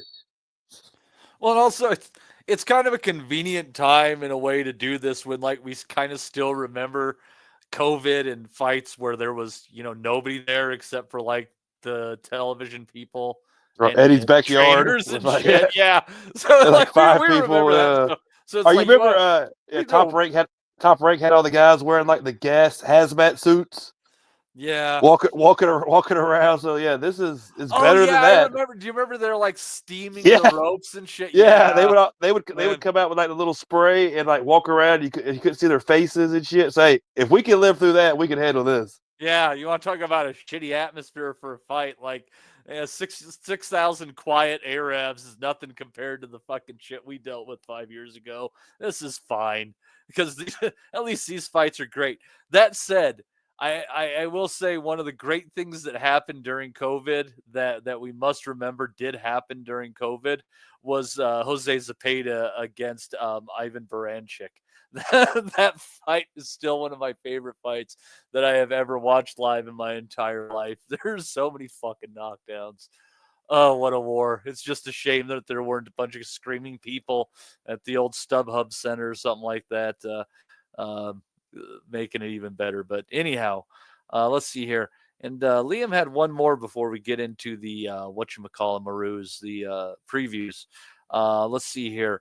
He said, and Rob, I'm going to send this over to you because I think you can give a very level-headed response on this one. He says Andre Ward versus Joe Calzaghe at 175. Who wins? How? Ward. Easy work. I think B-Hop showed glimpses of how you beat Calzaghe in that fight. He just didn't do enough. He didn't have the activity, the output, the youth in the legs to hang with Calzaghe down the stretch in that fight. I still thought he nicked it, but I think the version of Ward at 75, Calzaghe wouldn't have had enough to keep him off. I think he had activity, but I don't think he would have been able to find Andre Ward like that. I think Ward with straight shots, body shots. Would have been a horrible fight, by the way. I don't think it would have been a nice optic. And people go mad now on to Sergio, fucking no chance. That's my opinion. I think Ward's style, tailor-made for beating Calzaghe, straight shots down the middle, stronger in the clinch, dirtier, nastier, probably headbutt him, low blow him, very strong on the inside. And yeah, I think he would have just nullified Calzaghe's skill set. I think that's a fair assessment, a very fair assessment. The only thing that I would say, Ames, that I think if there's anybody who could nullify the way that that Ward would kind of come in with his head down, stuff like that, and sometimes it could be used as a weapon, sometimes just used to get into your chest. If anybody's style of activity could kind of hold that head in place, it would probably be Joe Calzaghe. Yeah, I mean, I was never particularly on the Andre Ward train, as a lot of people were, especially at the back of the way I thought the two fights went with Sergey Kovalev. A lot of that fight would depend on where the fight takes place as well too, because Calzaghe first obviously was fraught with fucking anxiety when it comes to fights in general, and then the thought of the fight being anywhere other than on home soil would also bother Calzaghe a little bit too. So he'd have to deal with a lot of that going into a high level fight as well. Those sort of things, those little 1% sway fights in a considerable way. So with that all said, with these hypothetical fights, it's always kind of difficult. But my money would be on Calzaghe. I just never fully appreciated Andre Ward for his array of skills. Justin, I think one of the great questions about this fight actually is that I think the corners might play very well into this, and say what you will with their work with other fighters. I think with specifically with these fighters, Virgil Hunter and obviously Enzo Calzaghe were absolutely fantastic. And I think if you're talking about these high-level fights, undefeated guys decided at the fine margins, it could come down to corners. Yeah. I mean, Virgil Hunter, like you said, it's true. He's a good trainer, but you never really know how good he was because he had Andre Ward. And that just made, he had his one guy. It's just like the Canelo trainers. They haven't done a ton. So I think sometimes the trainer can be made by the boxer. And I don't really know who would. I guess the question would be for everybody: who would you rather have if you were a fighter starting out? I'd rather have Enzo. I'd rather have Calzaghe. I'd rather have his dad if I had to choose. I think Enzo had more high quality fighters. That's what I'm saying. That's why I would take him over Virgil Hunter. So I think that would give Calzaghe the advantage. But I'm like Rob. If I had to choose, I think Andre Ward gets him. I think it'd be a close fight. Nobody's getting knocked out or anything, but I think Ward would just have enough little tricks. I think Ward would get him in a close one, but I lean towards Ward. Right. Right on. Well, thank you for those questions. Arlene Burley loves Joe Calzaghe. Don't you? Can't say nothing about Joe Calzaghe. Arlene Burley straight in, man. Fucking hell. A lot of people love Super Joe. Arlene Burley's got to come on the pod. One of the funniest. Yeah, actually. One of the funniest things for me ever in a boxing ring was when Calzaghe spun Hopkins around and did a little hip swagger. That was pretty freaking hilarious. David Palmer on it, throwing 2 super chats in back-to-backs, $9.99. Awesome as always, lads. Then he throws in a $4.99 just for kicks and says, thought Calzaghe won clear against Hopkins. Is there really an argument that Hopkins won that fight? Hell yeah, there's an argument. I would rematch, but recall it being a stinker. It wasn't a stinker, but Hopkins dropped him, and Calzaghe didn't get going until about round 5. So if you give Calzaghe and the cards were stinking that night as well. There was an Italian judge on that had an absolute fucking shocker. That sounds. It's a tight fight. Well, listen, it might have been. What do you mean you never lose to a white boy? You know what I mean?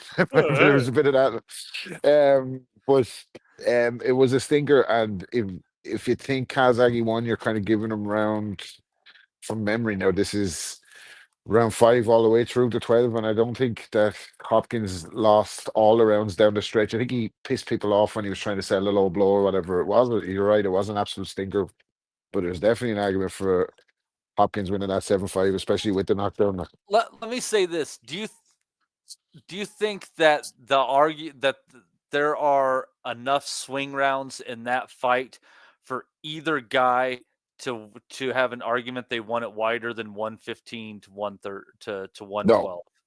No, I think it was tight either side. See, I think that's honestly the fairest representation of that fight you can give, because I think there are certainly some rounds in there that were very swingy, and I haven't looked at the specific scorecards in years to see who went what way and if certain rounds didn't have consensus, but a lot of the idea I guess you're kind of weighing like Hopkins was definitely landing cleaner punches, but he wasn't throwing a whole lot. And I think the argument that you're making, if you're making it for Joe down the stretch, is that if you're finding it very decide who won those rounds, the last half of the fight was fought on terms that Joe Calzaghe likes to fight his fights. Well, just remember before the last round, and I know your coach has to get your guy up for the fight. For the last 2 rounds, Enzo screaming at Calzaghe that he needs a knockout to win. He thought he was behind. He never thought that he would get a decision in Vegas. They then brought him over to the United States, I think, for that very reason. Hard to get a win in Vegas. You know what I mean? It can be tough. Yeah, well, then it was crazy. So then he goes and he fights Roy Jones Jr. in New York City for his final fight, and then he gets knocked down. Don't be upset me now. Well, and he gets knocked down in the first, and that's one of the worst fucking calls by a referee, and no one ever talks about it because it was a fucking like inside forearm shot, and no part of the glove fucking touched Calzaghe. Walked onto it. He walked onto it. What can you do? He's fucking supposed to put his hand back for fuck's sake. And at the same time, like there could have been a mercy stoppage down the stretch of that one too. Like that was awful. That was awful. Nice. Terrible night that was. Bad night for boxing. Should have never made that fucking fight. Horrible. Oh. Yeah, Roy touched up Tito pretty good when he fought him. That was interesting to watch. And I thought when he fought Jeff Lacey, that was one of the funniest fucking things I'd ever seen in my life. Going to the press conference dressed like a goddamn pirate, and he still had something. That was a fun fight to watch for people who love like Captain Hook. Captain Hook was right. He couldn't miss Trinidad with the left hook that night, but. You could see his feet, where his fucking legs were gone in the Calzaghe fight. Calzaghe wouldn't have. Anyway, I don't want to get into this because we're going to upset Ali, buddy. It just makes me mad. That's the story of Roy Jones' career. That should be the name of his book. Shouldn't have made that fight. Everything he did from there on out, he shouldn't have made. He's one of the only fighters in the history of boxing who fucked his career by losing weight. Yeah, I know. No, you should just stay 200, dude. Like should have just retired after nothing more for him. He should have just retired after winning the heavyweight title. Man. And there were so many interesting options in a way for him at that point in time too, because I think that he could have fought Holyfield, which was obviously a winnable fight, because then I think after that, when Holyfield knew he wasn't getting that fight, is when he fought James Toney, and James Toney fucked him up. But then I think James Toney was on the gasolina, though, wasn't he? Yeah, but I mean, you're right. You're right. That was the shitty heavyweight time. He could have beat like 6 or 7 of the. He could have beat a lot of guys.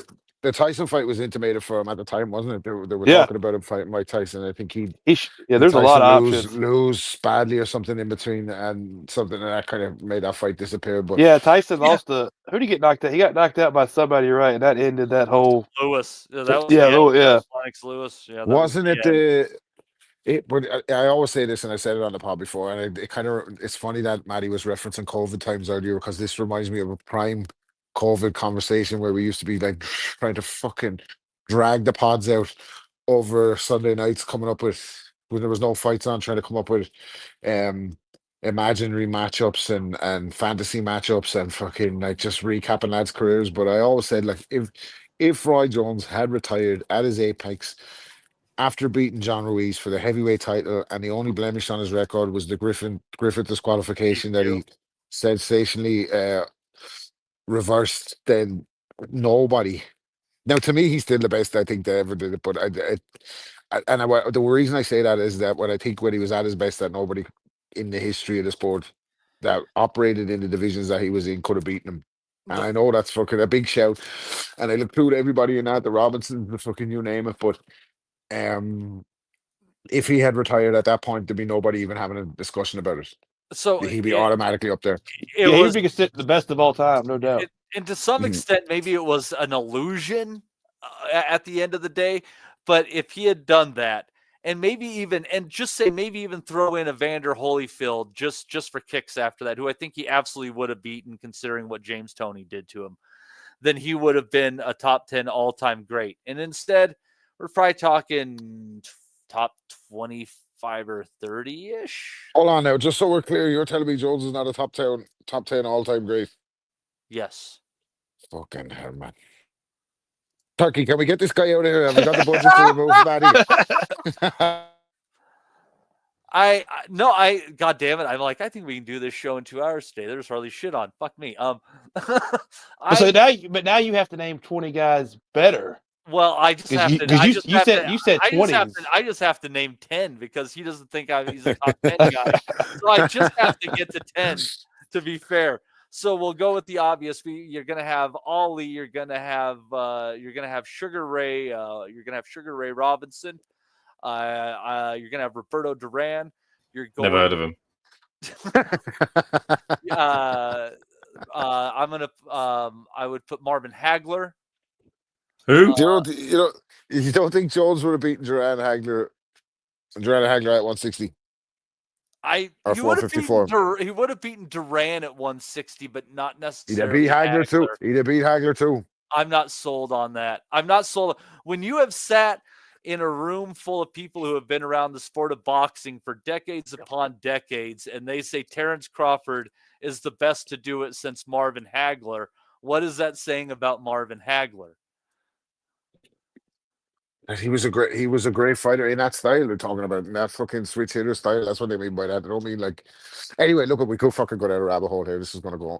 You're not going to have me say it, but it's actually. I'll give him top 20, Rob. I'll give you top 20, but I'm not giving you top 10. I can get. Well, I get what you're saying in terms of achievements and that, and you know what lets Roy Jones down is obviously the resume, because he came around after the era of the Four Kings where there was no superstars or arch nemesis that he could have these kind of exciting build-up matches with. He was just too much. He was too good for everybody. There was nobody that could test him, and the only one that could test him, he washed him. He shut him out. So I get why people say that, and I remember at the time, even when he was in his prime, boxing media was extremely disparaging of Roy Jones. So, but I'm saying all that to say this.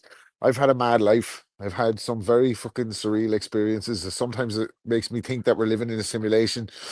But I have to be very thankful to our friend Ben from the Boxing News, because on the day I got married, he was the night before, he ran into Roy Jones when he was covering an event at Vegas, and he sent me a message of Roy Jones wishing me best of luck on my wedding day. Which could say a lot for you, know that way. You could have died before the wedding, and it would have been the best day of your life. Fucking, and I came on the pod on the fucking night I got married as well, because AJ was after losing to Usyk for the first time. You came on the pod for that, man. He did exactly to the pod.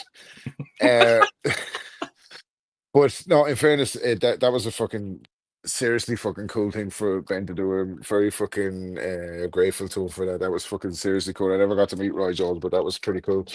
Not every day you get to talk to a top 25 all-time boxer. My thing about Jones is that it's not that all right. His resume doesn't stack up against the greatest fighters. His achievements, like he hasn't won the five middleweight title 5 times like Sugar Ray Robinson. He hasn't fucking had the longest defense in like a Hagler or whatever. He didn't have the perfect record like a Kazagi, but my argument for Jones was that when he was at his best, that there was no fighter that could have beaten him, and the fighters that you mentioned, I don't think could have beaten him. But anyway, that's another episode. I think the idea with Roy Jones is now look at Ray. Why is Ray bringing this up? Sugar Ray, look at it's the same Roy Jones was KO by Enzo Macronelli in Russia. Fucking hell, I'm trying to forget this shit, man. It's the idea of like some of the things you saw Roy Jones Jr. do in a boxing ring. You never saw anyone do it before, and you never seen anyone do it since. As far as the athleticism that came forth, it wouldn't. Eileen is saying Hagler breaks him at 160 when he couldn't break Leonard at 160, and Leonard was a 147 pounder, and Jones was better than Leonard to me. But anyway, yeah, but we can't go down that. God damn it, that's anyhow. We'll be at a 3-hour pod. The truth is that, Matty, all these fighters that you mentioned, whether it be Roy Jones Jr., Muhammad Ali, Roberto Duran, all their fights are best enjoyed on mute with a Limp Bizkit album playing in the background. I think that anybody who knows their salt knows that Rage Against the Machine is a far better band. Oh yeah, I can't argue with that. Thank you. Anyhow, but let's see here. Let's go to this. Trying to think. I thought there might have been something else. Maybe there was. Who cares? This is what I'm looking forward to. This is on Thursday, early in the morning here. Great lunchtime fair for you folks over in the UK. This is going to be on ESPN Plus. I have no idea where you guys are going to get it, but this will be a fun Japanese card. Gonna have this one I don't know shit about. The debut of Tomoya Sueboy against Boomerang Fayom, who is 14-3. 8 rounds of bantamweight. Interesting way to debut. Let's see here. Shokichi Iwata is taking on Rene Santiago for a WBO light flyweight belt. Let's see here. Anthony Olasquega, who you remember came out of nowhere with about 5 fights on his record to fight Teraji and give a pretty good go of it early on, is fighting against Hiroto Kayaguchi, who has definitely been in some wars, WBO flyweight title on the nego. And then the main event, I really like this main event. This is going to be Kenshiro Teraji going in against Seigo Yuri Akui. I think that the WBA is also on the line for this, but good old BoxRec doesn't list that anymore. But Taraji's WBC up for grabs. They have this one a 5-star. Hey, for once I agree with BoxRec. Terrific fight, fun card. Why don't you give me your thoughts on this one, Ames? You're gonna have to take the lead on this one because of I can't off the top of my head remember.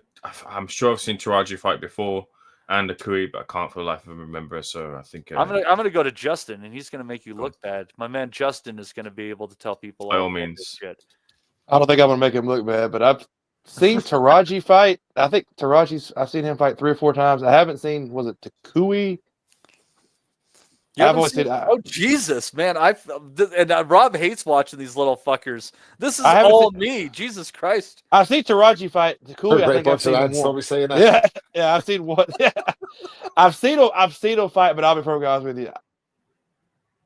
If I remember Takui one time, I guess Teraji is who I would lean toward because I've seen him the most. That's the best way I could give the insight on that one. Jesus, this is terrible. The hardcores out there, they weep. So this is an interesting fight. So who did Teraji beat for his title? Rosales, isn't it? Most recently, he beat Christopher Rosales. Oh, okay, yeah. So yeah, I know you're talking about now. So he had a fun little run where he got revenge over Masamichi Yabuki, who was a titleist once more. Then he beat and took the O of Kayaguchi, who was fighting Olasquega, then took Olasquega's O. Then he stopped Heki Butler. Then he had a really close fight with Carlos Canizales in what was the Fight of the Year nominee last year, but a lot of people forgot about it because it was in January.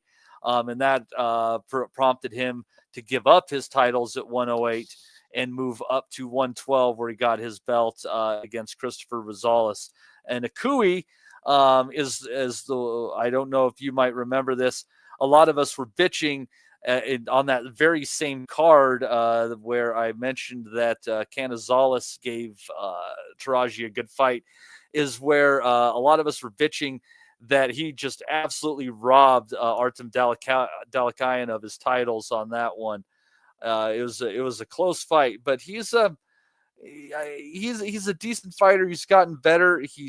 There's definitely a pretty fair skill level with him, but the only thing I think, if I had to say, I think Teraji's a little bit shop worn, and I think that Akui is going to have a bit of a size advantage in this one.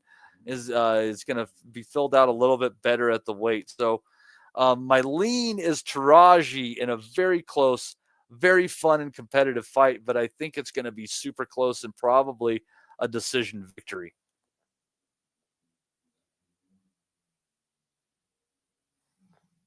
But anyhow, yeah.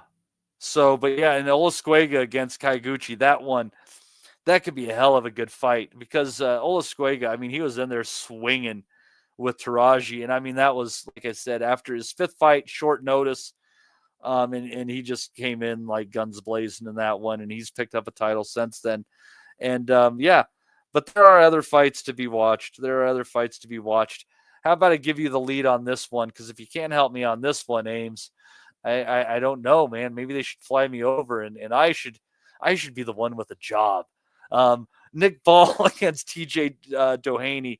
That's going to be coming up from Liverpool on Saturday. Why don't you give me your thoughts on that card?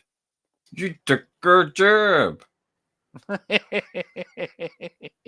that. So yeah, I can take the lead on this one because boxing fans will have seconds out, and maybe myself to thank for this matchup, because this matchup was really kind of made off of the back of myself asking Nick Ball what he thought of Inoue's fight with TJ Doheny, and Nick Ball was quite scathing in his reaction to seeing Doheny, as he thought, kind of not give his all in that fight after Doheny had to end the fight because he felt an injury to his back. So he gets a title fight reward? Oh, fuck off. This is a stupid sport. Well, I guess that's gives an opportunity to TJ, I guess. And Doheny then came back on social media, said his bit, and then lo and behold, this matchup gets made. So we spoke to Doheny. I did as well too, when this fight got announced.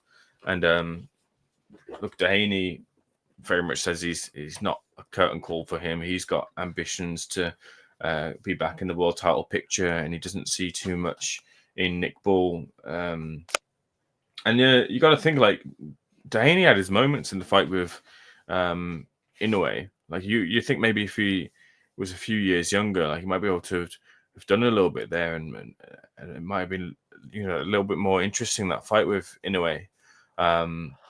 And will be thinking that, look, this is a little bit further down the ladder. Nick Ball's a little less refined as an elite level fighter. Nick Ball's not there by any means, although he's captured a world title. You obviously know he's got talent, but he's not.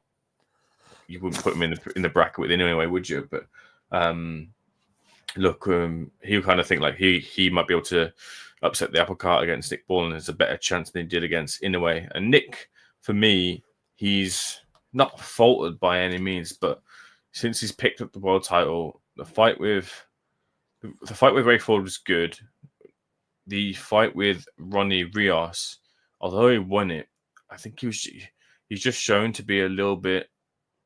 He runs out of ideas a little bit in terms of his shot selection and in terms of his output, and he's way too open with shots as well. So his defense is something that he's admitted that he's got to work on a lot more, because he's shipping way too many shots to deliver them. And whilst he's not paying for it right now, in the future, these will all just kind of catch up on him. And Doheny is no slouch by any means in terms of punching power, even at this weight. So he's got to work. He's got to look out for that. I've watched Doheny fight at the Failer against Mick Conlan, actually, and Conlan essentially danced around him, but then did get caught as well. So Nick's not going to do that. It will be Doheny kind of moving a lot, and that's the way the fight should be, considering the switching age and Nick Ball being a fresh fight in the way he fights, and Doheny, he's kind of output in the way he fights. So look, I think it'll be a real good fight. I think there's the potential of an upset, but you still have to call Nick Ball the favorite in the fight. And I do think it'll be later on in the fight that tells. So around 9, 10, 11, that sort of thing. Nick might just get to Doheny, and that'll be the end of the fight. So it's a good. Come. The legs on Doheny, he's nearly 40, isn't he? He's pushing up the in age. Like I think Ball might be just fresher, but I hear what you're saying about Ball. Dominic from the pod is a big fan of balls. Balls. He's a big fan of balls. Yeah, what about Nick? He's very high on Nick as well here. No, he's a big Nick Ball fan. He loves the old Nick and Balls. I stitched poor Dominic up there. That was awful, wasn't it? Like, that was a fucking assassin. He's not even on the pod to defend himself. But no, he's big on Nick Ball. But I just think that you're right in what you're saying. I think if you could get side to side on Nick Ball, you give him a tough night. I think if you stand in front of him, you want to trade with him. He'll hang in there with you. He might outwork you. He might win in a war of attrition. But I think if you're going to stick the jab in his face and get creative, go side to side, then he'll struggle. But I don't think Doheny is that type of fighter. So I think you're right that they're going to meet in the middle, bang it out. But I just think Ball might be younger and fresher. And you look at some of the recent losses on TJ Doheny's record. You might think that Nick Ball might be able to deal with him, but I always said it on the pod, massive credit to him for fucking starting his pro career over in Australia. He's one of the many Irish that had to emigrate due to the poor economic situation here in the construction industry once the Celtic Tiger went fucking bust. And he found himself on the other side of the world, turning over, won a world title, and then didn't really get the hero's welcome that he probably deserved. We had a couple of world champions. Him and John O'Carroll kind of turned over there, and we had like John O was able to kind of make the transition and make himself more of a name over here. Doheny hasn't been able to do it. Based out in Australia with the likes of like Dara Foley, him, John O. I think there's another guy as well, wasn't there? Whose probably name escapes me at the moment. But yeah, it's a pity. Like, as any other era, an Irish boxing world champion would be a big deal back home, but broadcasting issues and stuff like that, and news reporting, the kind of his world title stint kind of came and went without being recognised properly with the wider Irish public. So pity for him, but yeah, a hard little bastard, like, and always good for a fight. So that should be a good scrap. That actually. Yeah, it's I don't know. I have a tough time believing a guy who appeared to have problems with his sciatica is going to be competing, but we'll see here. Justin, I just kind of get this feeling that if you're looking at the run of opponents here since he picked up his title, Justin, I kind of feel like they're just trying to nurse Ball to the finish line being an opportunity to defend his title against Inoue in a fight that would obviously be very good for his pocketbook. Yeah, that's all it's going to be good for. Yeah, that would be good for his long-term health. No, I think he stopped Doheny late, but anyway, could you find a better guy matchup style for Inoue than Ball? That's exactly the guy. That's the way you don't want to fight Inoue, and Ball doesn't have another gear. That is how that would be bad. I mean, that's one of those. I hope he gets paid a lot of money, because I don't know where his career. I mean, that would be a beating. An absolute beating that he would put on him, because the bad thing about it is Ball would be tough enough that he would go rounds. So it would just be a continuous beating, because he wouldn't I don't think he would go like 1 or 2 rounds. I think he would. Yeah, I think anyway puts Ball in the hospital. It could be like a Pacquiao David Diaz kind of like a 7 or 8 round just punishment, and it wouldn't be quick. So yeah, that was. I hope. I mean, for his sake, you hope maybe they're looking at another route, because I think Ball's there to be taken. I think so. You're right. They probably need to cash him out because he's there. Doheny is not the guy to do it, though. Yeah, and it's I know that there's tensions, and I want to get into the undercard just a bit here, and I know there's tensions in history and this, that, and the other, Rob, but I want you to maybe close your eyes and think of the sounds of a London city street and all the historic buildings, the bridge and the Big Ben, etc. And then if you want like ultimate, England, think of these names, Rob. Javier Herrera and Jose Macias Enriquez over 10 rounds at lightweight. Rob, that's as English as it gets.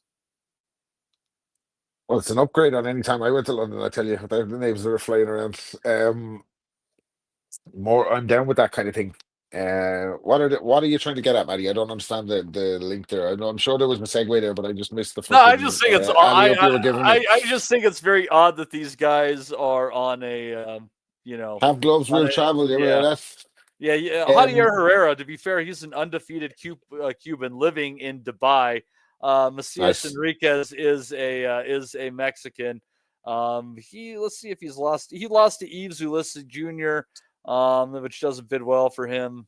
And, you're asking me for a winner out of this fight. Oh, yeah, I think it's going to be the Cuban guy. Yeah, probably the Cuban guy. Yeah, but also, honestly, Rob, this isn't a bad undercard as I look. You got Andrew Kane and Charlie Edwards, Brad Strand against Ionut Baluta, Jack Turner against Ryan Farag. It's not an awful undercard to It's not be terrible. honest. Not, it's not terrible. It's not Premier Boxing League standards, but it's not bad.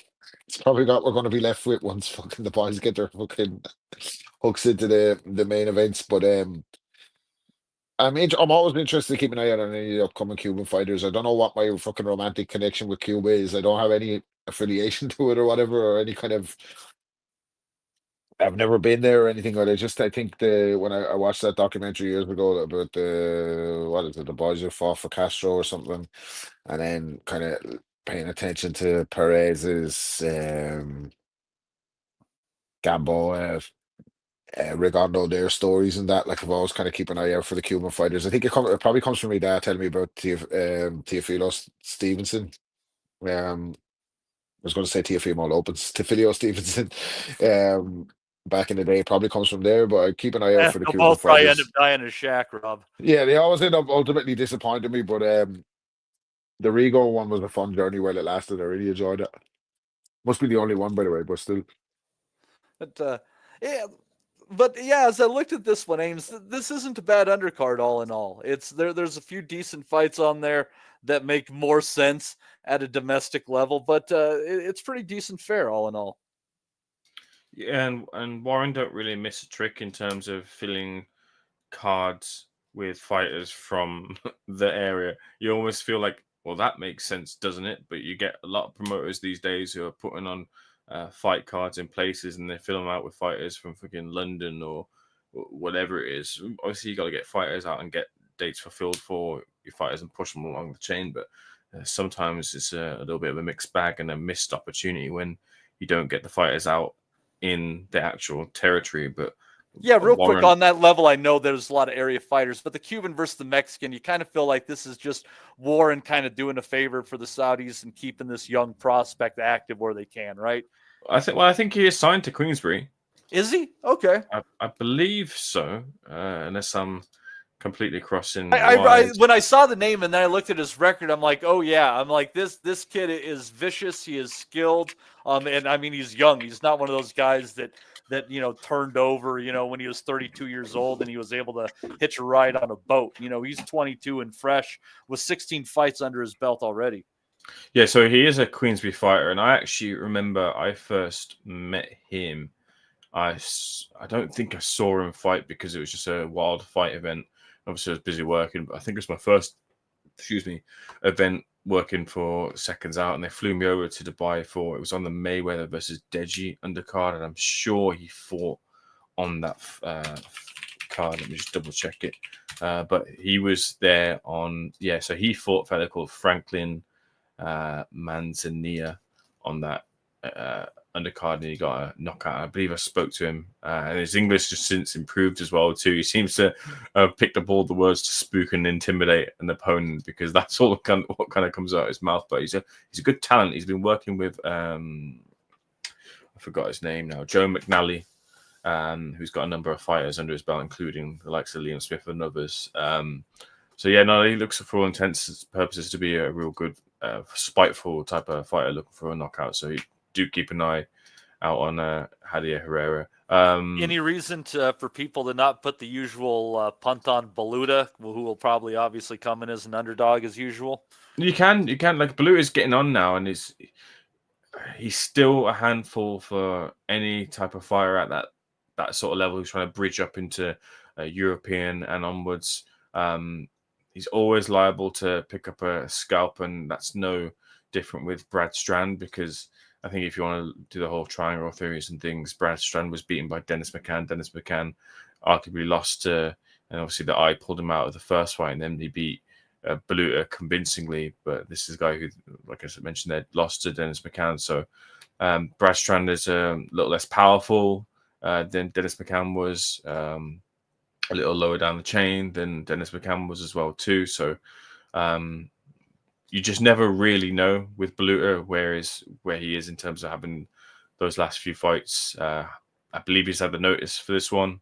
I'm sure he has. Yeah, I think it was announced from the outset. So you're giving a fighter like Beluta notice, and it's just a recipe for something like that to happen.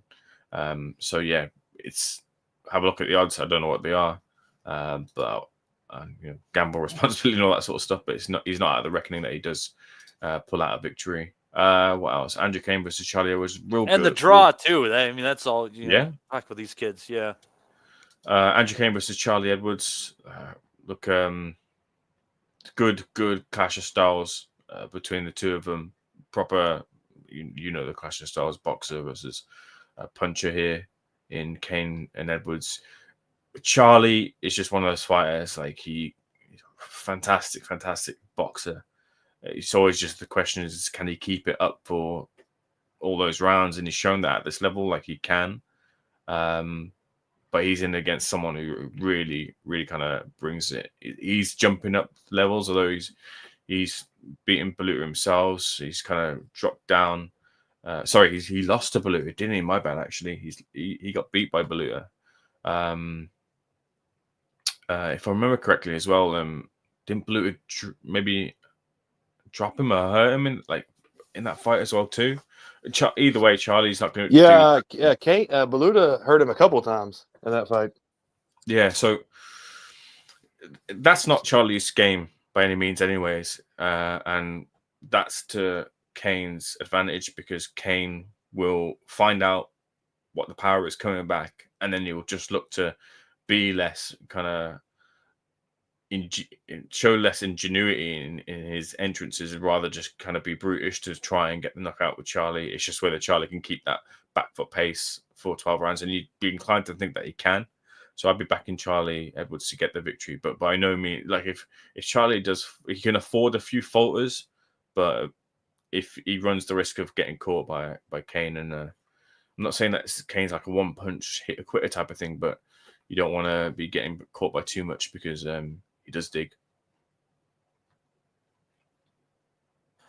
Right on. And Justin, and I don't want to leave you out of the British undercard discussion. Feel free if you have anything you'd like to say. No, you can leave me out. I'm good with it. I mean, I've seen them all fight before, but I think Ames broke it down pretty good. All right, let's see here. So, yeah, we're gonna have a fight. We're gonna have a card that evening, morning for you guys, at Florida at Caribe Royale on DAZN. Gonna have there's a few names on here actually. Let's see here. Who do we got on here that we'll start with? Jose Roman Vasquez taking on Jalil Hackett. As we all remember, Jalil Hackett suffered the Wellings curse, lost his last outing. Now going in against a fellow 14-1 fighter in Jose Ramon Vasquez, who has only lost to Cesar Francis, who's a decent fighter. I've seen Cesar Francis a few times. I think another guy I might have seen on some ProBox cards. Oh, that's the guy. That's who beat Jalil Hackett. It's a rematch. Look at that. I forgot. There you go. So getting a rematch action on that one. So that's interesting. Going to have Jermaine Ortiz in there against 22-3-1 Yomar Alamo, who is 2-5 in his last, or 2-3 in his last 5. Let's see who he has lost to. He's only been stopped once. That was let's see here. He lost a split decision to Liam Perro and was stopped by Richardson Hitchens. That's an odd combination. Lost to undefeated prospect Delonte Johnson, as you might know, Tiger Johnson. His last fight out. Yeah, that was a close one. I think I might remember that one. So this could be a decent fight there. He fought Antonio Moran, who is a decent fighter. Kendo Castaneda. He beat the undefeated Castaneda, so he had that going for him. Yeah, so decent. Not a bad fight there. Edgar Berlanga coming back in there. He is going to be taking on Jonathan Gonzales Ortiz, who is undefeated with a draw on his resume. Oh my God. Holy shit. Guys, I wish I had looked this up quite a while ago. I need to know this guy's story. So Jonathan Gonzales Ortiz made his debut in 2009. And I was looking to see who he had a draw against. He had a draw in 2012 against Sergey Zinzaruk, if you guys remember him. Let's see here. I don't know if there was anything crazy in that fight that happened. God damn it. Anyhow, there we go. Let's see. Sorry, my phone was freaking out on me there. 114, nope, no crazy. A 114, 114, 113, 115, 117, 111 on there. He beat Derek Ennis, his next fight, brother of Jaron. And then he beat a dude who nobody would probably know. Then he beat Porky Medina. I believe that's who Rogelio Medina Luna is. Correct me if I'm wrong. Maybe I'm wrong. But then no, that's Porky. Rogelio, that's Porky. Yeah. Yep. And then he was away from the ring for 10 fucking years. His next win was against Jose St. Hilaire Gil, who is just a 5-23 guy, then a 14-5 victory over Edward Ulia Diaz. He still stands undefeated in 2025 against Edgar Berlangua, a fellow Puerto Rican, 35 years old. His alias is Mantequilla, which means butter. Anyhow, wow. What a fucking interesting that's actually a way more interesting undercard fight than I even knew. Justin, I am all of a sudden shockingly intrigued by this DAZN card, because what a crazy freaking guy to be on there. I mean, he must have gone to jail. For 10 to take off a 10 years, yeah, you did something bad. I don't think you just randomly take off 10 years. But no, I mean, Jermaine Ortiz, that's the one that, Lomachenko beat him and Teo Lopez beat him. Kind of. A lot of people argue that yeah, he got the better of Teo, and he gave Loma a heck of a good fight. I think Loma kind of pulled it out the last couple rounds. Yeah, because he was kind of big for that weight class. So he was kind of a little bit tricky guy to go against. But let's hope that your guy, let's hope Butter, whatever you called him, let's hope he beats Berlanga. Actually, that the Ambo Williams Volney fight is decent, because Volney's not that. I mean, Volney's a pretty decent fighter. That's actually a good run. I was kind of holding off on the main event, but yeah. There's no real main event in that one, because Volney's on a run of 3 straight wins after he lost, and it was a technical decision against Escueva Falco. So God only knows where that would have gone. It was a split too, so he was up on a card in that one, and he beat 21-10 Abraham Juarez Ramirez. Then he beat DeAndre Ware with a 10th round stoppage. Important to remember. And then his next fight out last year, he beat Stephen Butler in a big upset stoppage. And I'm like, yeah, that's where I remember that name from, particularly in that fight, because Stephen Butler just could not get away from his shots. He was just eating him up. So that one is a more interesting fight, because you're looking at a guy who only has he does have 13 stoppages, but those 2 late ones there, that's interesting, because Williams has his only defeat to Shiraz, and he lost that one by a late stoppage. All of a sudden, I'm far more interested in this fight. It looks like a decent card, actually, from top to bottom, because Hackett.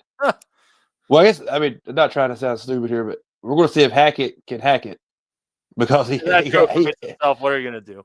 Yeah, he has to win that fight, because, I mean, I know Steve will be watching that real close, but he has to watch that. He has to win that fight, because you can't. I mean, there's nowhere to go if you lose to the same guy twice already, and the guy's not that good of a fighter. So, I think Ortiz will win. I hope Berlanga loses, but we'll see. It's better than you're right. It's better than I thought it was when you had to start actually looking at it. And also, I just went to Box Rec like 3 seconds ago.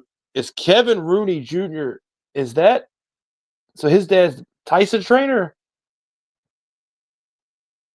Wasn't Kevin Rooney? Wasn't that? Or I got that name wrong. Maybe I'm wrong.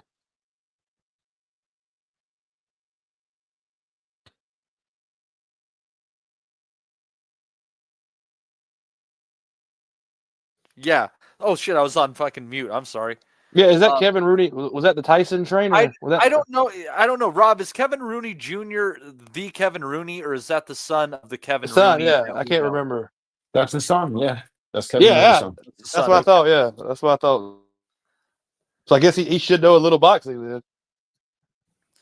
Yeah, I mean that's an interesting, good matchmaking there because as I go, like your records are deceptive on that one, so that's a decent little American card there for the people coming up on Saturday. So yeah, actually, Kevin Rooney's had 6 fights. He's lost 2 of them, by the way. Kevin Rooney Jr. So yeah, not all people who can teach can do. It's not the same, right? Maybe he found his niche, which is not actually getting in the ring, but putting people in the ring. Yeah, knowing who will make a good fight, that's a hell of a talent to have. So yeah, fantastic looking card there, kind of flown under the radar there, and that's going to be on Saturday. That's in Florida, so maybe they'll get that over at a normal time for people. But we shall see. But yeah, anyone with any final thoughts before we pack it in for the day? Well, fantastic. Right on. Well, it's been a really great time with you folks. I especially appreciate David Palmer tossing in a couple of super chats in there today. David, thank you so much for continuing to listen to the show and for taking part here. And for everybody in the chat, we appreciate you so much. And we'll be back with you at our normal time. Do the clocks move next week for you guys? Ames. What was the question? Sorry, I was looking at. Do you guys move the clocks? Do you guys spring forward next week, or is it the week after? I asked that of someone. I totally forgot what they said, so I have no idea. Son of a bitch. Well, we'll figure it out. Anyhow, you'll see us at some point in time next Sunday at the Boxing Asylum Nuthouse. Thank you very much to Justin, Ames, and Rob for coming on. I've been your host, Matt DiGiorno. You folks have a great week. We'll never forget. I think that's good happening. Go to and move! We want to be honest, yeah? Crying like a little bitch. I've never met a fucking swank that can fight me. I fell asleep. You're a fucking bum, you're a fucking asshole. Rumpo fucking Steltskin. But allegedly, Oscar Rivas has failed a test. 7-year ain't. I will fucking smash fucking you. I hope you fucking die. Be safe. I love Boxing Asylum. It's as simple as that.